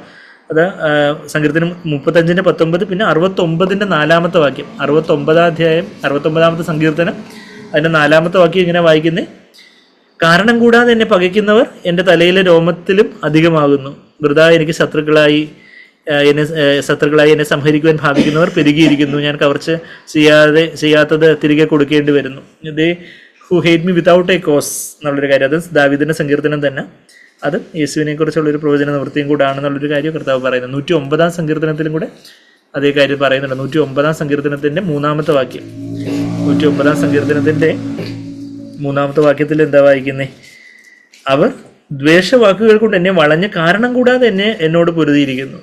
നമ്മൾ കർത്താവിനോട് നിൽക്കുമ്പോൾ നമുക്കും തോന്നുമോ ഒരു കാരണമില്ലാതെ എന്നോട് ഇത്ര ദേഷ്യപ്പെടാറുണ്ട്, ഇത്ര ഒരു കാരണമില്ലാതെ ഞാൻ അവർക്ക് ഏതാണ്ട് വിരോധം ചെയ്തിട്ട് ദേഷ്യപ്പെടുമായിരുന്നെങ്കിൽ കാര്യമുണ്ട്. അത് ഒരു കാരണം കൂടാതെ അവരെന്നെ പകയ്ക്കുന്നത് എന്താണെന്ന് ചോദിച്ചാൽ, എന്നെ പകയ്ക്കുന്നതിന് മുമ്പ് ആരെ പകച്ചു? കർത്താവിനെ പകച്ചു. കർത്താവിനെ അയച്ച് പിതാവിനെ അറിയാത്തതുകൊണ്ട് അവരിങ്ങനെയൊക്കെ ചെയ്യുന്നേ എന്നുള്ള കാര്യം നമുക്ക് ആശ്വാസമായിട്ട് 109 4 വാക്യം അല്ലേ ഞാൻ നോക്കട്ടെ, 109 3 വാക്യം, സങ്കീർത്തനം 35 19, 69 4, 109 3. ഇനി അവിടെ റിപ്പീറ്റഡായിട്ട് സങ്കീർത്തനക്കാരൻ ദാവീദ് പറയുന്നത് കർത്താവിനെ കുറിച്ചും പ്രവചനാത്മാവിലുള്ള ഒരു വചന നിവൃത്തിയായിട്ട് വരുന്നു എന്നുള്ള കാര്യം നമ്മളിവിടെ യോഹന്നാൻ 15:25 കാണുന്നത്. അത് കഴിഞ്ഞിട്ട് പറയുക, ഞാൻ ആ 2 വാക്യം കൂടെ ഒന്ന് വായിച്ച് നിർത്തിയേക്കാം. ഞാൻ പിതാവിൻ്റെ അടുക്കൽ നിന്ന് നിങ്ങൾക്ക് അയക്കുവാനുള്ള കാര്യസ്ഥനായി പിതാവിൻ്റെ അടുക്കൽ നിന്ന് പുറപ്പെടുന്ന സത്യാത്മാവ് വരുമ്പോൾ അവൻ എന്നെക്കുറിച്ച് സാക്ഷ്യം പറയും. ഇവരെല്ലാം തന്നെ കാരണം കൂടാതെ പകയ്ക്കുന്നു. എന്നാൽ സഹായകൻ പരിശുദ്ധാത്മാവ് വരുമ്പോൾ ഞാൻ പിതാവിൻ്റെ അടുക്കൽ നിന്ന് നിങ്ങൾക്ക് അയക്കുവാനുള്ള കാര്യസ്ഥനായി, കർത്താവ് പിതാവിലേക്ക് പോയാലേ ഈ കാര്യത്തിൽ വരാൻ സാധിക്കത്തുള്ളൂ എന്നുള്ള കാര്യമൊക്കെ കർത്താവ് ഇത് യോഹന്നാൻ 16 പറയുന്ന കാര്യം നമുക്കറിയാം. ഞാൻ പോകുന്നത് നിങ്ങൾക്ക് നല്ലതിന് വേണ്ടിയാ, എന്നാലേ പരിശുദ്ധാത്മാവിനെ, അത് 7 വാക്യം, ഞാൻ നിങ്ങളോട് സത്യം പറയുന്നു 16:7, ഞാൻ പോകുന്നത് നിങ്ങൾക്ക് പ്രയോജനം, ഞാൻ പോകാതിരുന്ന കാര്യസ്ഥൻ നിങ്ങളുടെ അടുക്കൽ വരികയില്ല, ഞാൻ പോയാൽ അവനെ നിങ്ങളുടെ അടുക്കൽ അയക്കും. അപ്പം ഞാൻ പോയിട്ട് കാര്യസ്ഥനായിട്ട് നിങ്ങളെ അയക്കുവാണ്. അതാ പറയുന്നത്, ഞാൻ പിതാവിൻ്റെ അടുക്കൽ നിന്ന്, യോഹന്നാൻ 15:26, ഞാൻ പിതാവിൻ്റെ അടുക്കൽ നിന്ന് നിങ്ങൾക്ക് അയക്കുവാനുള്ള കാര്യസ്ഥനായി പിതാവിൻ്റെ അടുക്കൽ നിന്ന് പുറപ്പെടുന്ന സത്യാത്മാവ്, പിതാവിൻ്റെ spirit of truth who proceeds from the father, പുറപ്പെട്ട സത്യാത്മാവെന്നല്ല, പുറപ്പെടുന്ന സിമ്പിൾ പ്രസൻറ്റിൽ ഉപയോഗിക്കുക. പരിശുദ്ധാത്മാവ് ഇന്നും പിതാവിൻ്റെയും കുഞ്ഞാടിൻ്റെയും സിംഹാസനത്തിൽ നിന്ന് പുറപ്പെട്ടുകൊണ്ടേയിരിക്കുന്ന ഒരു ജീവജല നദിയായിട്ടാണ് വെളിപ്പാട് 22 1 വാക്യം നമ്മൾ പലപ്പോഴും അത് റെഫർ ചെയ്തിട്ടുള്ള വാക്യമാണ്. ഇന്നും പുറപ്പെട്ടുകൊണ്ടിരിക്കുന്ന ആ സത്യാത്മാവ്, സത്യത്തിൻ്റെ ആത്മാവ്, സ്പിരിറ്റ് ഓഫ് ട്രൂത്ത് എന്നുള്ള ആ പ്രയോഗവും കാര്യസ്ഥൻ അല്ലെങ്കിൽ സഹായകൻ എന്നുള്ള പ്രയോഗമൊക്കെ കർത്താവ് പലതവണ പറയുന്നതൊക്കെ നമ്മൾ കഴിഞ്ഞ അധ്യായങ്ങൾ നമ്മൾ കണ്ടു. യോഹന്നാൻ സ്പിരിറ്റ് ഓഫ് ട്രൂത്ത് എന്ന സത്യത്തിൻ്റെ ആത്മാവെന്ന് യോഹന്നാൻ 14:17, 15:26 ഇപ്പം നമ്മൾ വായിച്ചു. പിന്നെ 16:13 3 തവണ സത്യത്തിൻ്റെ ആത്മാവെന്ന പരിശുദ്ധാത്മാവിനെ കുറിച്ച് പറയുന്നുണ്ട്. ഇപ്പം നമ്മൾ യോഹന്നാൻ 15:26 വായിച്ചു, 14:17 നമ്മളിപ്പോൾ മുമ്പേ വായിച്ചു, ലോകത്തിന് കാണാനോ അറിയാനോ പറ്റത്തില്ലെന്ന് പറയുന്ന ആ വാക്യത്തിലും പറയുന്നുണ്ട്. പിന്നെ 16 അധ്യായത്തിൻ്റെ 13 വാക്യത്തിലും പരിശുദ്ധാത്മാവിനെ കുറിച്ച് സത്യത്തിൻ്റെ ആത്മാവെന്ന് പറയുന്നുണ്ട്. പിന്നെ സഹായകൻ എന്നുള്ള ആ വാക്ക് കർത്താവ് 5 തവണ പറയുന്ന കാര്യവും നമ്മൾ കണ്ടിട്ടുണ്ട്. യോഹന്നാൻ 16:26, 15:26, 16:7, പിന്നെ 1 യോഹന്നാൻ 2:1 ആ സഹായകൻ എന്നുള്ള വാക്ക്, അവിടെ സഹായകൻ, അഡ്വക്കേറ്റ്, കാര്യസ്ഥൻ എന്നുള്ള വാക്ക് യേശുവിനെ കുറിച്ച് 1 യോഹന്നാൻ 2:1 പറയുന്നു. ബാക്കി ഇവിടെയൊക്കെ 4 പരിശുദ്ധാത്മാവിനെ കുറിച്ച് പറയുന്നത് നമ്മൾ വായിക്കുന്നത്. അപ്പോൾ കർത്താവ് എന്താ പറയുന്നത്? 26 വാക്യം, ഞാൻ പിതാവിൻ്റെ അടുക്കൽ നിന്ന് നിങ്ങൾക്ക് അയക്കുവാനുള്ള കാര്യസ്ഥനായി പിതാവിൻ്റെ അടുക്കൽ നിന്ന് പുറപ്പെടുന്ന ആ സത്യത്തിൻ്റെ ആത്മാവ് വരുമ്പോൾ അവൻ എന്നെക്കുറിച്ച് സാക്ഷ്യം പറയും. പരിശുദ്ധാത്മാവ് യേശുവിനെ കുറിച്ച് സാക്ഷ്യം പറയും. അത് കഴിഞ്ഞിട്ട് പറയും, നിങ്ങളും ആദ്യം മുതൽ എന്നോടുകൂടി ഇരിക്കുകൊണ്ട് സാക്ഷ്യം പറയുവിൻ, അല്ലെങ്കിൽ നിങ്ങളും സാക്ഷ്യം പറയും എന്നുള്ളൊരു കാര്യം നമ്മൾ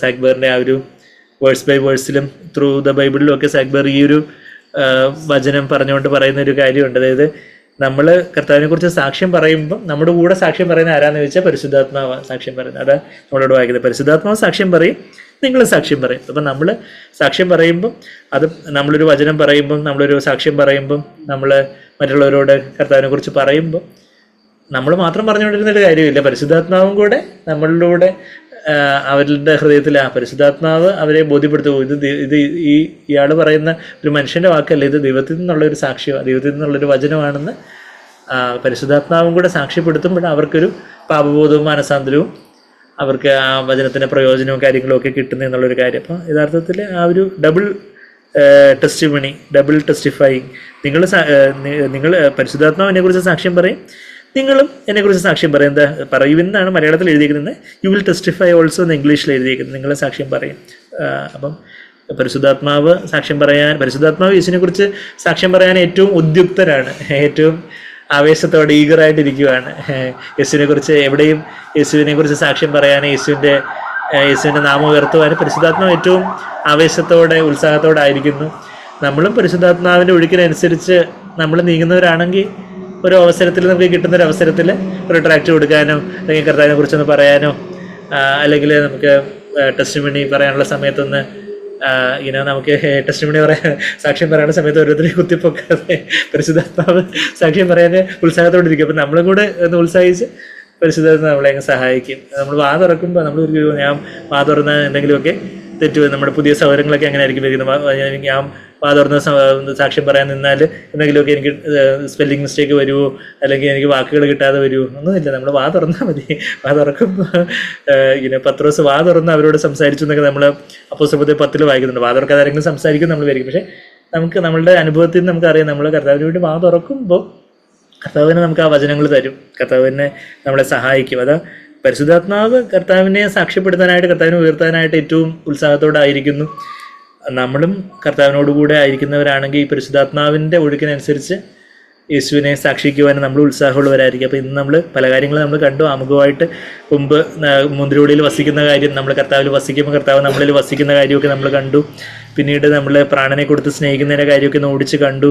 കർത്താവിൻ്റെ ഡബിൾ പ്രൊമോഷൻ ഓഫർ, കർത്താവിൻ്റെ സ്നേഹിതനാവാൻ കർത്താവിൻ്റെ കൽപ്പനകൾ അനുസരിക്കുന്നു, എസ്പെഷ്യലി നമ്മൾ തമ്മിൽ സ്നേഹിക്കുന്നു, സ്വയജീവനെ കൊടുത്ത യഥാർത്ഥത്തിലുള്ള നിത്യജീവനിലുള്ള സ്നേഹം ഉള്ളൂ എന്നുള്ള കാര്യമൊക്കെ നമ്മൾ കണ്ടു. കർത്താവ് തൻ്റെ മുന്നറിവ് പ്രകാരം നമ്മളെ തിരഞ്ഞെടുക്കുന്ന കാര്യവും നിലനിൽക്കുന്ന ഫലം കായ്ക്കേണ്ടതിനായിട്ട് നമ്മളെ അപ്പോയിൻ്റ് ചെയ്ത കാര്യമൊക്കെ നമ്മൾ കഴിഞ്ഞ ആഴ്ചയൊക്കെ നമ്മൾ കണ്ടു. പിന്നെ നമ്മളിന്ന് കൂടുതലും ലോകം നമ്മളെ പകയ്ക്കുന്ന കാര്യം, ലോകക്കാർ പകയ്ക്കുന്ന കാര്യം, കർത്താവ് ഒരു വാളും കൊണ്ടാണ് വന്നേക്കുന്നത്. വചനമാകുന്ന വാള് നമ്മളിൽ പതിക്കുമ്പോൾ അവിടെ ഒരു ക്രൂശുണ്ട്. നമ്മളുടെ ഇഷ്ടത്തിന് വചനമാകുന്ന വാളിന് നമ്മൾ കീഴടങ്ങുമ്പോൾ അവിടെ എൻ്റെ ഇഷ്ടം, കർത്താവിൻ്റെ വചനമാകുന്ന വാളിൻ്റെ ഇഷ്ടത്തിൽ നമ്മൾ കീഴ്പ്പെടുമ്പോൾ അവിടെ ഒരു ക്രൂശുണ്ട്. അവിടെ നമ്മുടെ കുടുംബത്തിലുള്ളവരോ നമ്മുടെ ചർച്ചക്കാരോ ഒക്കെ തന്നെ നമ്മളെ പകയ്ക്കുന്ന ലോകക്കാർ നമ്മളെ പകയ്ക്കും. എന്നാൽ അവരോട് നമ്മൾ തർക്കിക്കാനോ വധിക്കാനോ നിൽക്കേണ്ട കാര്യത്തിൽ അവർക്ക് ദൈവത്തെ അറിയാതെ, പിതാവിനെ അറിയാത്തതുകൊണ്ടാണ്, യേശുവിനെ അറിയാത്തതുകൊണ്ട് അവരങ്ങനെ ചെയ്യുന്നത്. കാരണം കൂടാതെ അവർ നമ്മളെ പകയ്ക്കും. അപ്പം കർത്താവിനെ അവർ കാരണം കൂടാതെ പകച്ചു എന്ന് ഇവിടെ കർത്താവ് യോഹന്നാൻ 15:25 പറഞ്ഞത്, അവിടെ സങ്കീർത്തനത്തിൽ ദാവീദിനെയും കാരണം കൂടാതെ പകച്ച കാര്യമാണ് നമ്മൾ പറയുന്നത്. ഇപ്പം ദാവീദ് പുത്രനായ യേശുവിലും അത് നിവൃത്തിയായി നമ്മളിലും കാരണം കൂടാതെ നമ്മൾ ലോകത്തിനെതിരെ നിൽക്കുമ്പം, കർത്താവിൻ്റെ വചനത്തിനായിട്ട് നിൽക്കുമ്പോൾ പകയ്ക്കാൻ വേണ്ടി നമ്മളായിട്ട് എന്തെങ്കിലും ചെയ്യണമെന്നില്ല. നമ്മൾ കർത്താവിൻ്റെ വെളിച്ചത്തിൽ നിൽക്കുമ്പോൾ അങ്ങനെ പകയ്ക്കും. അത് സ്വാഭാവികമായിട്ട് നടക്കുന്ന ഒരു കാര്യമാണ്. അവിടെ ഒരു ഒഫൻസ് ഓഫ് ദ ക്രോസ് ഉണ്ട്, അവിടെ ക്രൂസിൻ്റെ ഒരു നിന്ദയുണ്ട്. പിന്നെ പരിശുദ്ധാത്മാവ് വരുമ്പോൾ, പരിശുദ്ധാത്മാവ് കാര്യസ്ഥനാണ്, സഹായകനാണ്, കംഫർട്ടറാണ്. ആ പാരക്ലിറ്റാസ് എന്നുള്ള വാക്ക് അവിടെ ഉപയോഗിച്ചിരിക്കുന്നത്, കാര്യസ്ഥൻ എന്നുള്ള വാക്ക്. ആ സഹായകനായിട്ടുള്ള ആശ്വാസപ്രദനായിട്ടുള്ള പരിശുദ്ധാത്മാവ്, സത്യത്തിൻ്റെ ആത്മാവ് വരുമ്പോൾ, സത്യത്തിൻ്റെ ആത്മാവ് യേശുവിനെക്കുറിച്ച് സാക്ഷ്യപ്പെടുത്തുവാൻ ഏറ്റവും ആവശ്യത്തോടായിരിക്കുമ്പോൾ നമ്മളും കർത്താവിനെക്കുറിച്ച്, കർത്താവിനെ ഉയർത്താനായിട്ടുള്ള ഏതൊരു സമയവും അതിനായിട്ടൊന്നും അത് പാഴാക്കി കളയാതെ കർത്താവിന് വേണ്ടി കർത്താവിനായിട്ടൊരു വാ തുറക്കാനുള്ളൊരു അവസരം കിട്ടുമ്പം നമ്മൾ അവിടെ ഒരു മടി വിചാരിക്കാതെ പരിശുദ്ധാത്മാവിൻ്റെ ഒഴുക്കിനോട് ചേർന്ന് നമ്മളും വാ തുറന്ന പരിശുദ്ധാത്മാവ് നമുക്ക് വാക്കുകൾ തരും. ദൈവം നമ്മളെ സഹായിക്കും. പിന്നെ കർത്താവ് പീഡനത്തെക്കുറിച്ചുള്ള മുന്നറിയിപ്പൊക്കെ തുടർന്നും 16-ാം അധ്യായത്തിൽ തുടർന്നും നൽകുന്നുണ്ട്. നമുക്കതൊക്കെ അടുത്ത ആഴ്ചയും ദിവസമാഴ്ച തുടർന്നും കാണാമല്ലോ. എന്നിട്ടില്ലേ വിശുദ്ധന്മാരിലുള്ള ദൈവത്തിന് മഹിമാധനം എന്ന് പറഞ്ഞാൽ, നമ്മളെ ദൈവത്തിന് God became rich when he got us. കർത്താവിന് എന്നെ മകനായിട്ട്, നമ്മളെ ഓരോരുത്തരെയും മകനായിട്ട് മകളായിട്ട് കിട്ടിയപ്പം യേശു കർത്താവ് ധനികനായി തീർന്നു. കർത്താവ് നമ്മളെ ഈ ലോകത്തിൽ നിന്ന് തിരഞ്ഞെടുത്തപ്പോൾ കർത്താവിന് പ്രത്യേക സമ്പത്തായിട്ട്, ഹിസ് ഓൺ പൊസഷനായിട്ട്, ആ ദൈവത്തിൻ്റെ കൃപ എത്ര മനോഹരം. അതാ നമ്മൾ പാടുന്ന സ്വരദൈവനന്ദനനെ എൻ്റെ ദുരിതമൊക്കെയും ചുവന്ന് ഒഴിച്ചതിൻ്റെ കൃപ മനോഹരം. അവിടുന്ന് നമ്മൾ ആത്മീയമായി ധനികരായി തീർന്നു. കർത്താവ് നമ്മളെ കിട്ടിയതുകൊണ്ട് ഒരു വലിയ ധനാഢ്യനായിട്ടുള്ളൊരു മനുഷ്യന് ഒത്തിരി ഭൃത്യന്മാരുണ്ടായിരുന്നു. എന്നാൽ അവസാനം ഒരു സ്വന്തം ആയിട്ടൊരു മകൻ ജനിച്ചപ്പോൾ ആ മനുഷ്യൻ ഏറ്റവും ധനികനായി തീർന്നു എന്ന് പറഞ്ഞതുപോലെ നമ്മളെ കിട്ടിയപ്പം കർത്താവ് ഏറ്റവും ധനികനായിട്ട് തീർന്നു. നമ്മളിന്ന് കേട്ടതുപോലെ 2-ാമത്തെ സ്റ്റാൻസയിൽ പല പീഡകൾ എതിർത്ത് വരും, കാലം എനിക്ക് സഹിഷ്ണുത തരും, കൃപ മനോഹരമേ. പല പീഡനങ്ങളും പ്രശ്നങ്ങളും എതിർപ്പുകളും കാര്യങ്ങളും ഒക്കെ വരാം. 3-ാമത്തെ സ്റ്റാൻസയിലും അരിസഞ്ചയ നടുവിൽ എന്ന് പറഞ്ഞാൽ ശത്രുക്കളുടെ കൂട്ടത്തിൻ്റെ നടുവിൽ എന്നെ തിരിച്ചിറകിൽ മറച്ചു കാക്കുന്ന കൃപ മനോഹരമേ. നാശലോകത്തിൽ എന്നെ സൽപ്രകാശമായി നടത്തിയിടുന്ന കൃപ മനോഹരം. കർത്താവിൻ്റെ കൃപ ഈ ലോകമൊക്കെ നമ്മളെ പകയ്ക്കും, ലോകക്കാർ നമ്മളെ പകയ്ക്കും. അവർക്ക് കർത്താവിനെ അറിയാത്തതുകൊണ്ട് അവരങ്ങനെയൊക്കെ ചെയ്യുമ്പോഴും, ഒരു കാരണമില്ലാതെ പകയ്ക്കുമ്പോഴൊക്കെ അവിടെ എല്ലാം വെളിച്ചമായിട്ട് അവരെയും സ്നേഹിക്കുവാനും, ഉപദ്രവിക്കുന്നവർക്ക് നന്മ ചെയ്യുവാനും, ഉപദ്രവിക്കുന്നവർക്ക് പ്രാർത്ഥിക്കുവാനും, തിന്മയുന്നവർക്ക് നന്മ ചെയ്യുവാനും, എല്ലാവരോടും ക്ഷമിക്കാനും, എല്ലാവരെയും സ്നേഹിക്കാനും, ശപിക്കുന്നവരെ അനുഗ്രഹിക്കാനൊക്കെയുള്ള ആ ഒരു ദൈവകൃപ എത്ര മനോഹരം. എനിക്ക് ദൈവം ചെയ്ത ആ ദൈവകൃപ എത്ര മനോഹരമേ നമ്മുടെ ഹൃദയത്തിൻ്റെ ആഴത്തിൽ നിന്ന് സന്തോഷത്തോടെ നമുക്ക് പാടാം. ദൈവകൃപ മനോഹരമേ കൃപ മനോഹരമേ എന്റെ പ്രാണനായകൻ എനിക്കു ചെയ്യുന്ന കൃപ മനോഹരമേ എന്റെ പ്രാണനായകൻ എനിക്കു ചെയ്യുന്ന കൃപ മനോഹരമേ സുരദേവ നന്ദനരേ സുരദേവ നന്ദനരേ എന്റെ ദുരിതമൊക്കെയും ചുമന്നൊഴിച്ച നിൻ കൃപ മനോഹരമേ എന്റെ ദുരിതമൊക്കെയും ചുമന്നൊഴിച്ച നിൻ കൃപ മനോഹരമേ കൊടും പാപിയായിരുന്ന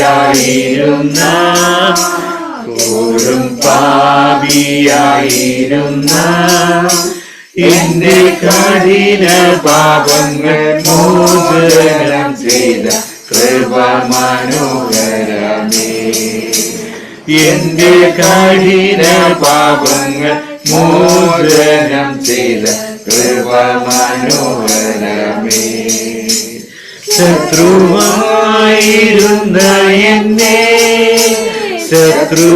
ശത്രുവായിരുന്ന എന്നെ നിന്റെ പുത്രനാക്കി നീ തീർത്ത നിൻ കൃപ എത്ര മനോഹരമേ നിന്റെ പുത്രനാക്കി നീ തീർത്ത നിൻ കൃപ എത്ര മനോഹരമേ പല പീഡകളെതിർത്തു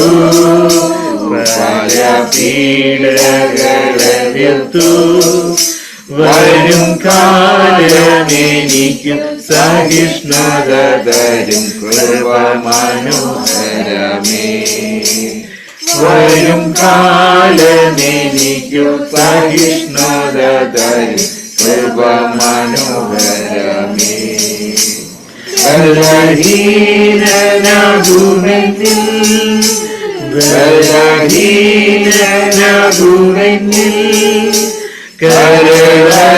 കരളിഞ്ഞനുദിനം താങ്ങി നടത്തും കൃപ മനോഹരമേ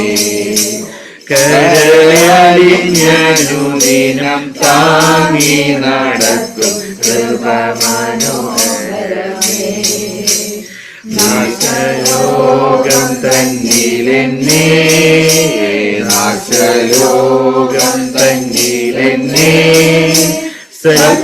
സൽപ്രകാശമായി നടത്തിയിടും നിൻ കൃപ എത്ര മനോഹരമേ സൽപ്രകാശമായി നടത്തിയിടും നിൻ കൃപ എത്ര മനോഹരമേ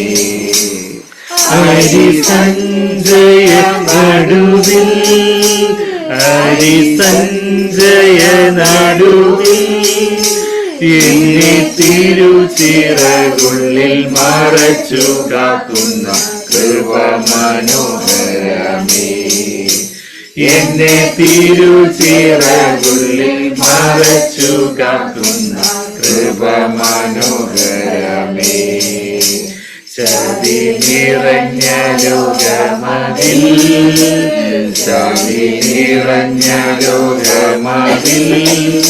നിന്റെ പുതുജീവനിൽ ഞാൻ സ്ഥിതി ചെയ്യുവാൻ കൃപ അധികം നൽകണമേ നിന്റെ പുതുജീവനിൽ ഞാൻ സ്ഥിതി ചെയ്യുവാൻ കൃപ അധികം നൽകണമേ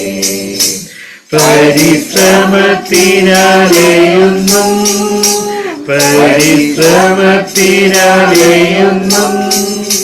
എന്നാൽ പരമനാഥനെ കഴിയുകയില്ലാതെ കൃപ ചൊരിയണമേ എന്നാൽ പരമനാഥനെ കഴിയുകയില്ലാതെ കൃപ ചൊരിയണമേ ദൈവകൃപ മനോഹരമേ ദൈവകൃപ മനോഹരമേ എന്റെ പ്രാണനായകൻ എനിക്കു ചെയ്യുന്ന കൃപ മനോഹരമേ. എന്റെ പ്രാണനായകൻ എനിക്കു ചെയ്യുന്ന കൃപ മനോഹരമേ. കർത്താവ് നമ്മുടെ ഹൃദയങ്ങളിൽ വചനം വിതച്ചു. അത് നമ്മളെ കർത്താവിൻ്റെ ആ വചനത്തിൻ്റെ വിത്തുകൾ നമ്മളിൽ പാകി അവിടുന്ന് ആത്മമാരി പെയ്ത് അത് നനയ്ക്കും. നമ്മളെ വരും കാലങ്ങളിലുമൊക്കെ പല വിധമായിട്ടുള്ള കഷ്ടപ്പാടുകളോ പ്രയാസങ്ങളോ പല തെറ്റിദ്ധാരണകളോ ശത്രുതകളോ പല വിധത്തിലുള്ള എതിർപ്പുകളോ ഒക്കെ കാരണം കൂടാതെ നമ്മളെ പകയ്ക്കുന്നവരെ ഇനി അന്ത്യകാലമാകുമ്പോൾ തോറും കൂടുതൽ കാണേണ്ടതായിട്ട് വരും. അതിനായിട്ടൊക്കെ നമ്മളെ എക്വിപ്പ് ചെയ്യുവാനും സജ്ജരാക്കുവാനായിട്ട് കർത്താവിൻ്റെ വിത്തുകൾ നമ്മുടെ ഹൃദയങ്ങളിൽ പാകി നമ്മൾ നുറുമീനി ഫലം കായ്ക്കുവാനൊക്കെ ഉണ്ട് നമ്മെ തന്നെ ഏൽപ്പിച്ചു കൊടുക്കാം. അവിടുന്ന് നമ്മുടെ ലോകത്തിൽ നിന്ന് പ്രത്യേക സമ്പത്തായിട്ട് അവിടുത്തേതായിട്ട് to be my very own എനിക്ക് സ്വന്തമായിട്ട് കിട്ടുന്നതിന് വേണ്ടി നമ്മളെ തിരഞ്ഞെടുത്ത് നമ്മളെ കിട്ടിയതുകൊണ്ട് കർത്താവ് എത്ര ധനികനായി തീർന്നു. എത്ര വിശുദ്ധന്മാരിലെ അവൻ്റെ മഹാധനം നമ്മളെ ഒരു വലിയ ധനമായിട്ട് കാണാൻ തക്കവണ്ണം റിച്ചസ് ഓഫ് ഹിസ് ഗ്ലോറി അവിടുത്തെ ഒരു മഹത്വമുള്ള ധനമായിട്ട് നമ്മളെ കരുതുവാൻ തക്കവണ്ണം നമ്മൾ എന്തുള്ളൂ, നമ്മൾ പാപം മാത്രം ചെയ്യാൻ അറിയാവുന്നൊരു ജഡം, ഒരു നന്മയില്ലാത്തൊരു ജഡമുള്ള നമ്മളെ തിരഞ്ഞെടുത്ത ആ കർത്താവിൻ്റെ സ്നേഹം നമ്മളെ പാടിയതുപോലെ ദൈവകൃപ മനോഹരം. പാപലോകത്തിൽ നിന്നൊക്കെ എന്നെ തിരഞ്ഞെടുത്ത ആ ദൈവകൃപ മനോഹരം നമുക്ക് ഇന്ന് തന്നെ സമർപ്പിച്ചുകൊണ്ട് പ്രാർത്ഥിക്കാൻ. സ്നേഹം നിറഞ്ഞ പിതാവേ, ഞങ്ങളെ തിരഞ്ഞെടുത്ത വലിയ സ്നേഹത്തിനായിട്ട് സ്തോത്രം ചെയ്യുന്നു. ഞങ്ങൾ ഈ ലോകക്കാരെ പോലെ ആയിരുന്നു കർത്താവേ, എന്നാൽ അവിടുന്ന് ഞങ്ങളെ ലോകത്തിൽ നിന്ന് തിരഞ്ഞെടുത്തതിനായിട്ട് നന്ദി പറയുന്നു കർത്താവേ. ഞങ്ങൾ അങ്ങനെ തിരഞ്ഞെടുക്കുന്നതിന് മുമ്പേ ഞങ്ങളെ മുന്നറിഞ്ഞ കർത്താവേ, അവിടുന്ന് ഞങ്ങളെ തിരഞ്ഞെടുത്തല്ലോ. അതേ കർത്താവേ, അവിടുത്തെ ആ കർത്താവേ, അവിടുത്തെ ആ ഹൃദയത്തിലെ അവിടുത്തെ കർത്താവേ പുസ്തകത്തിൽ ഞങ്ങളുടെ പേരെഴുതി കർത്താവേ, അവിടുന്ന് ഞങ്ങളെ തിരഞ്ഞെടുത്ത് ഭദ്രമാക്കി വെച്ചിരിക്കുന്ന അവിടുത്തെ വലിയ കർത്താവേ സ്നേഹത്തിനായിട്ട് വാത്സല്യത്തിനായിട്ട് ഞങ്ങളെങ്ങനെ സ്തുതിക്കുന്നു. ഞങ്ങളെ ലഭിച്ചുകൊണ്ട് കർത്താവേ ധനികനായി തീർന്ന ആ പിതാവ് ഇത്ര വലിയ സ്നേഹം നന്ദി കർത്താവേ. ഞങ്ങൾക്ക് വേണ്ടി സ്വന്തം പുത്രനെയും തന്ന ആ സ്നേഹം കർത്താവേ, ഈ ലോകക്കാരെ അങ്ങേ അറിയാത്തത് കൊണ്ടാണല്ലോ അവർ പകയ്ക്കുന്നത് കർത്താവേ. അങ്ങേ ഞങ്ങളെയും പകയ്ക്കുന്നത് അവരോട് ക്ഷമിക്കണമെന്ന് കർത്താവേ അങ്ങ് ക്രൂശിൽ പ്രാർത്ഥിച്ചതുപോലെ ഞങ്ങളും പ്രാർത്ഥിക്കുന്നു കർത്താവേ. ആരോടും ഒരു നിരസവും പ്രയാസമൊന്നും വെക്കാതെ അവർക്ക് വേണ്ടി എല്ലാം പ്രാർത്ഥിക്കുവാനും നന്മ ചെയ്യുവാനും ഞങ്ങൾ പാടിയതുപോലെ സൽപ്രകാശമായിട്ട് കർത്താവേ ഈ ഭൂമിയിൽ അരിസഞ്ചയ നടുവിൽ കർത്താവേ ആയിരിക്കാൻ ഞങ്ങളെ സഹായിക്കണമെന്ന് പ്രാർത്ഥിക്കുന്നു കർത്താവേ. അവിടുന്ന് പരിശുദ്ധാത്മാവ് വന്ന് യേശുവിനെ സാക്ഷ്യപ്പെടുത്താനായിട്ട് ഏറ്റവും ആവലോടെ ആകാംക്ഷയോട് ഉദ്യുക്തനായിട്ടായിരിക്കുമ്പോൾ കർത്താവേ പരിശുദ്ധാത്മാവിന് അനേകം നാവുകളെ വേണം, അനേകം ശരീരങ്ങളെ വേണം കർത്താവേ. പരിശുദ്ധാത്മാവിന് സാക്ഷ്യം പറയാനുള്ള യേശുവിനെക്കുറിച്ച് യേശുവിനെ ഉയർത്തുവാനായിട്ട് പരിശുദ്ധാത്മാവിന് കർത്താവേ വിൽക്കപ്പെട്ട ശരീരമായിട്ട് കർത്താവേ ഞങ്ങളെ കാണപ്പെടുവാൻ കർത്താവേ ഞങ്ങളെ തന്നെ അടിമദാസിയായിട്ട് ഞങ്ങളെ തന്നെ സമർപ്പിക്കുന്നു കർത്താവേ. ഞങ്ങളുടെ വീട്ടിലാവട്ടെ, ഞങ്ങളുടെ കർത്താവേ ഭാര്യയോട് ഭർത്താവിനോടുള്ള ഞങ്ങളുടെ പെരുമാറ്റത്തിലാവട്ടെ, കുഞ്ഞുങ്ങളോടുള്ള അപ്പനമ്മമാരോടുള്ള പെരുമാറ്റത്തിലാവട്ടെ, ഞങ്ങളുടെ സഹോദരങ്ങളോടുള്ള പെരുമാറ്റത്തിലാവട്ടെ, ഞങ്ങളുടെ അയൽവക്കകാർത്തവരോടോ ഞങ്ങളുടെ ജോലി സ്ഥലത്തുള്ളവരോടോ ഒക്കെ ഉള്ള ഞങ്ങളുടെ പ്രായോഗിക ജീവിതത്തിലുള്ള പെരുമാറ്റത്തിലൊക്കെ പരിശുദ്ധാത്മാവിനെ യേശുവിനെ സാക്ഷിക്കണം. അവിടെ പരിശുദ്ധാത്മാവിന് സംസാരിക്കാനുള്ള നാവാകുവാൻ കർത്താവേ, അവിടുത്തെ വായാകുവാൻ അധമമായിട്ടുള്ളതൊക്കെ മാറ്റി ഉത്തമമായത് പ്രസ്താവിച്ച് അവിടുത്തെ നാവായിട്ട് നിൽപ്പാൻ കർത്താവേ തിരിഞ്ഞു വന്ന അങ്ങയുടെ മുമ്പാകെ നിൽപ്പാൻ ഞങ്ങളെ ഓരോരുത്തരെയും സഹായിക്കണം കർത്താവേ. അധമമായിട്ടുള്ളതൊക്കെ ഞങ്ങളുടെ ഹൃദയത്തിൽ ഞങ്ങളുടെ നാവിലൂടെ ജഡത്തിൽ നിന്ന് നാവിലൂടെ ഒക്കെ വന്നു പോയിട്ടുള്ളതൊക്കെ അവിടുന്ന് ക്ഷമിക്കണമെന്ന് പ്രാർത്ഥിക്കുന്നു കർത്താവേ. ആകാത്ത വാക്കുകളെല്ലാം കർത്താവേ അവിടുന്ന് ക്ഷമിക്കണം കർത്താവേ. അങ്ങ് പരിശുദ്ധാത്മാവിനെ സാക്ഷ്യപ്പെടുത്തുവാനുള്ള പരിശുദ്ധാത്മാവിനെ യേശുവിനെ ഉയർത്തുവാനുള്ള പാത്രങ്ങളായിട്ട് ഞങ്ങളെ തന്നെ സമർപ്പിക്കുന്നു. കാരണം കൂടാതെ പകയ്ക്കുന്നവരെയൊക്കെ സ്നേഹിപ്പാൻ, അവരെ കർത്താവിൻ്റെ സ്നേഹത്തിൽ പൊതിയുവാൻ കർത്താവേ അനേക ലംഘനങ്ങളെ മറയ്ക്കുന്നത് പോലെ കർത്താവേ കർത്താവേ അനേക ലംഘനങ്ങളെ മറച്ച് അവരെ സ്നേഹിപ്പാൻ കർത്താവേ അവർക്ക് വേണ്ടി ഇടിവിൽ നിൽപ്പാൻ അനേകരെ അങ്ങേക്ക് വേണ്ടി നേടുവാനൊക്കെ ഞങ്ങളെ അങ്ങ് സഹായിക്കണം. സ്തെഫാനോസ് ശൗലിനെ പൗലോസാക്കി നേടുവാനായിട്ട് തൻ്റെ മരണത്തിലൂടെ താൻ സാക്ഷീകരിച്ചതുപോലെ കർത്താവേ ഞങ്ങളും കർത്താവേ ഞങ്ങളുടെ സ്വയജീവനെ കൊടുത്ത് കർത്താവേ നമുക്ക് അനേകർക്ക് സാക്ഷികളാകുവാൻ അനേകരെ അങ്ങേക്ക് വേണ്ടി നേടുവാൻ ഞങ്ങളെ സഹായിക്കണമെന്ന് പ്രാർത്ഥിക്കുന്നു. അവിടുത്തെ ആത്മാവിനാണ് ഞങ്ങൾ നിറച്ചായിട്ട് ഞങ്ങൾ കർത്താവേ 15-ാം അധ്യായം വലിയൊരു അത്ര ആഴത്തിലുള്ള ഒരു അധ്യായം കർത്താവേ അത് ധ്യാനിച്ച് തീർന്നിട്ടില്ല എങ്കിലും കർത്താവേ ഞങ്ങൾക്ക് അതൊന്ന് ഓടിച്ചു വരുവാനും കർത്താവേ അവിടുന്ന് സഹായിച്ചുവല്ലോ. അതെല്ലാം ഞങ്ങളുടെ ഹൃദയത്തിൽ സംഗ്രഹിക്കുവാനും ഇത്തരം കാര്യങ്ങളിലേക്ക് കർത്താവേ അത് ഞങ്ങളുടെ ആ വചനം ഞങ്ങളിൽ വസിക്കുവാൻ കർത്താവേ ഞങ്ങൾ അങ്ങയിലും അവിടുത്തെ വചനം ഞങ്ങളിൽ വസിക്കുന്നുവെങ്കിൽ ഞങ്ങൾ ചോദിക്കുന്നത് എന്തും തരുമെന്ന് അവിടുന്ന് പറഞ്ഞുവല്ലോ. ആ വചനം ഞങ്ങളിൽ വസിക്കുവാൻ തക്കവണ്ണം വചനം ഞങ്ങളുടെ ജഡമായി തീരുവാൻ യേശുവിൽ വചനം ജഡമായി തീർന്നതുപോലെ ഈ വചനങ്ങളൊക്കെ ഞങ്ങളുടെ ആത്മമനുഷ്യൻ്റെ മാംസമായി തീരുവാൻ ആത്മമനുഷ്യൻ്റെ ഭാഗമായിട്ട് തീരുവാൻ ഞങ്ങളെ അങ്ങ് താഴ്ത്തി സമർപ്പിക്കുന്നു കർത്താവേ. ജ്ഞാനികൾക്കും വിവേകികൾക്കൊക്കെ മറിച്ച് ശിശുക്കൾക്കാണ് വെളിപ്പെടുത്തുന്നവല്ലോ. ശിശുക്കളായിട്ട് വെളിപ്പാടുള്ളവരായിട്ട് അനുസരണമുള്ളവരായിട്ട് അനുഭവമുള്ളവരായിട്ട് വചനം അനുഭവിക്കുന്നവരായിട്ട് കർത്താവേ വചനം ജീവിക്കുന്നവരായിട്ട് വചനം വസിക്കുന്നവരായിട്ട് കർത്താവേ അങ്ങോട്ട് എന്ത് ചോദിച്ചു വാങ്ങാൻ തക്കവണ്ണമുള്ള അവിടുത്തെ സ്നേഹിതന്മാരായിട്ട് കർത്താവെ ആയി കാണപ്പെടുവാൻ ഞങ്ങൾ ഓരോരുത്തരെയും സഹായിക്കണം.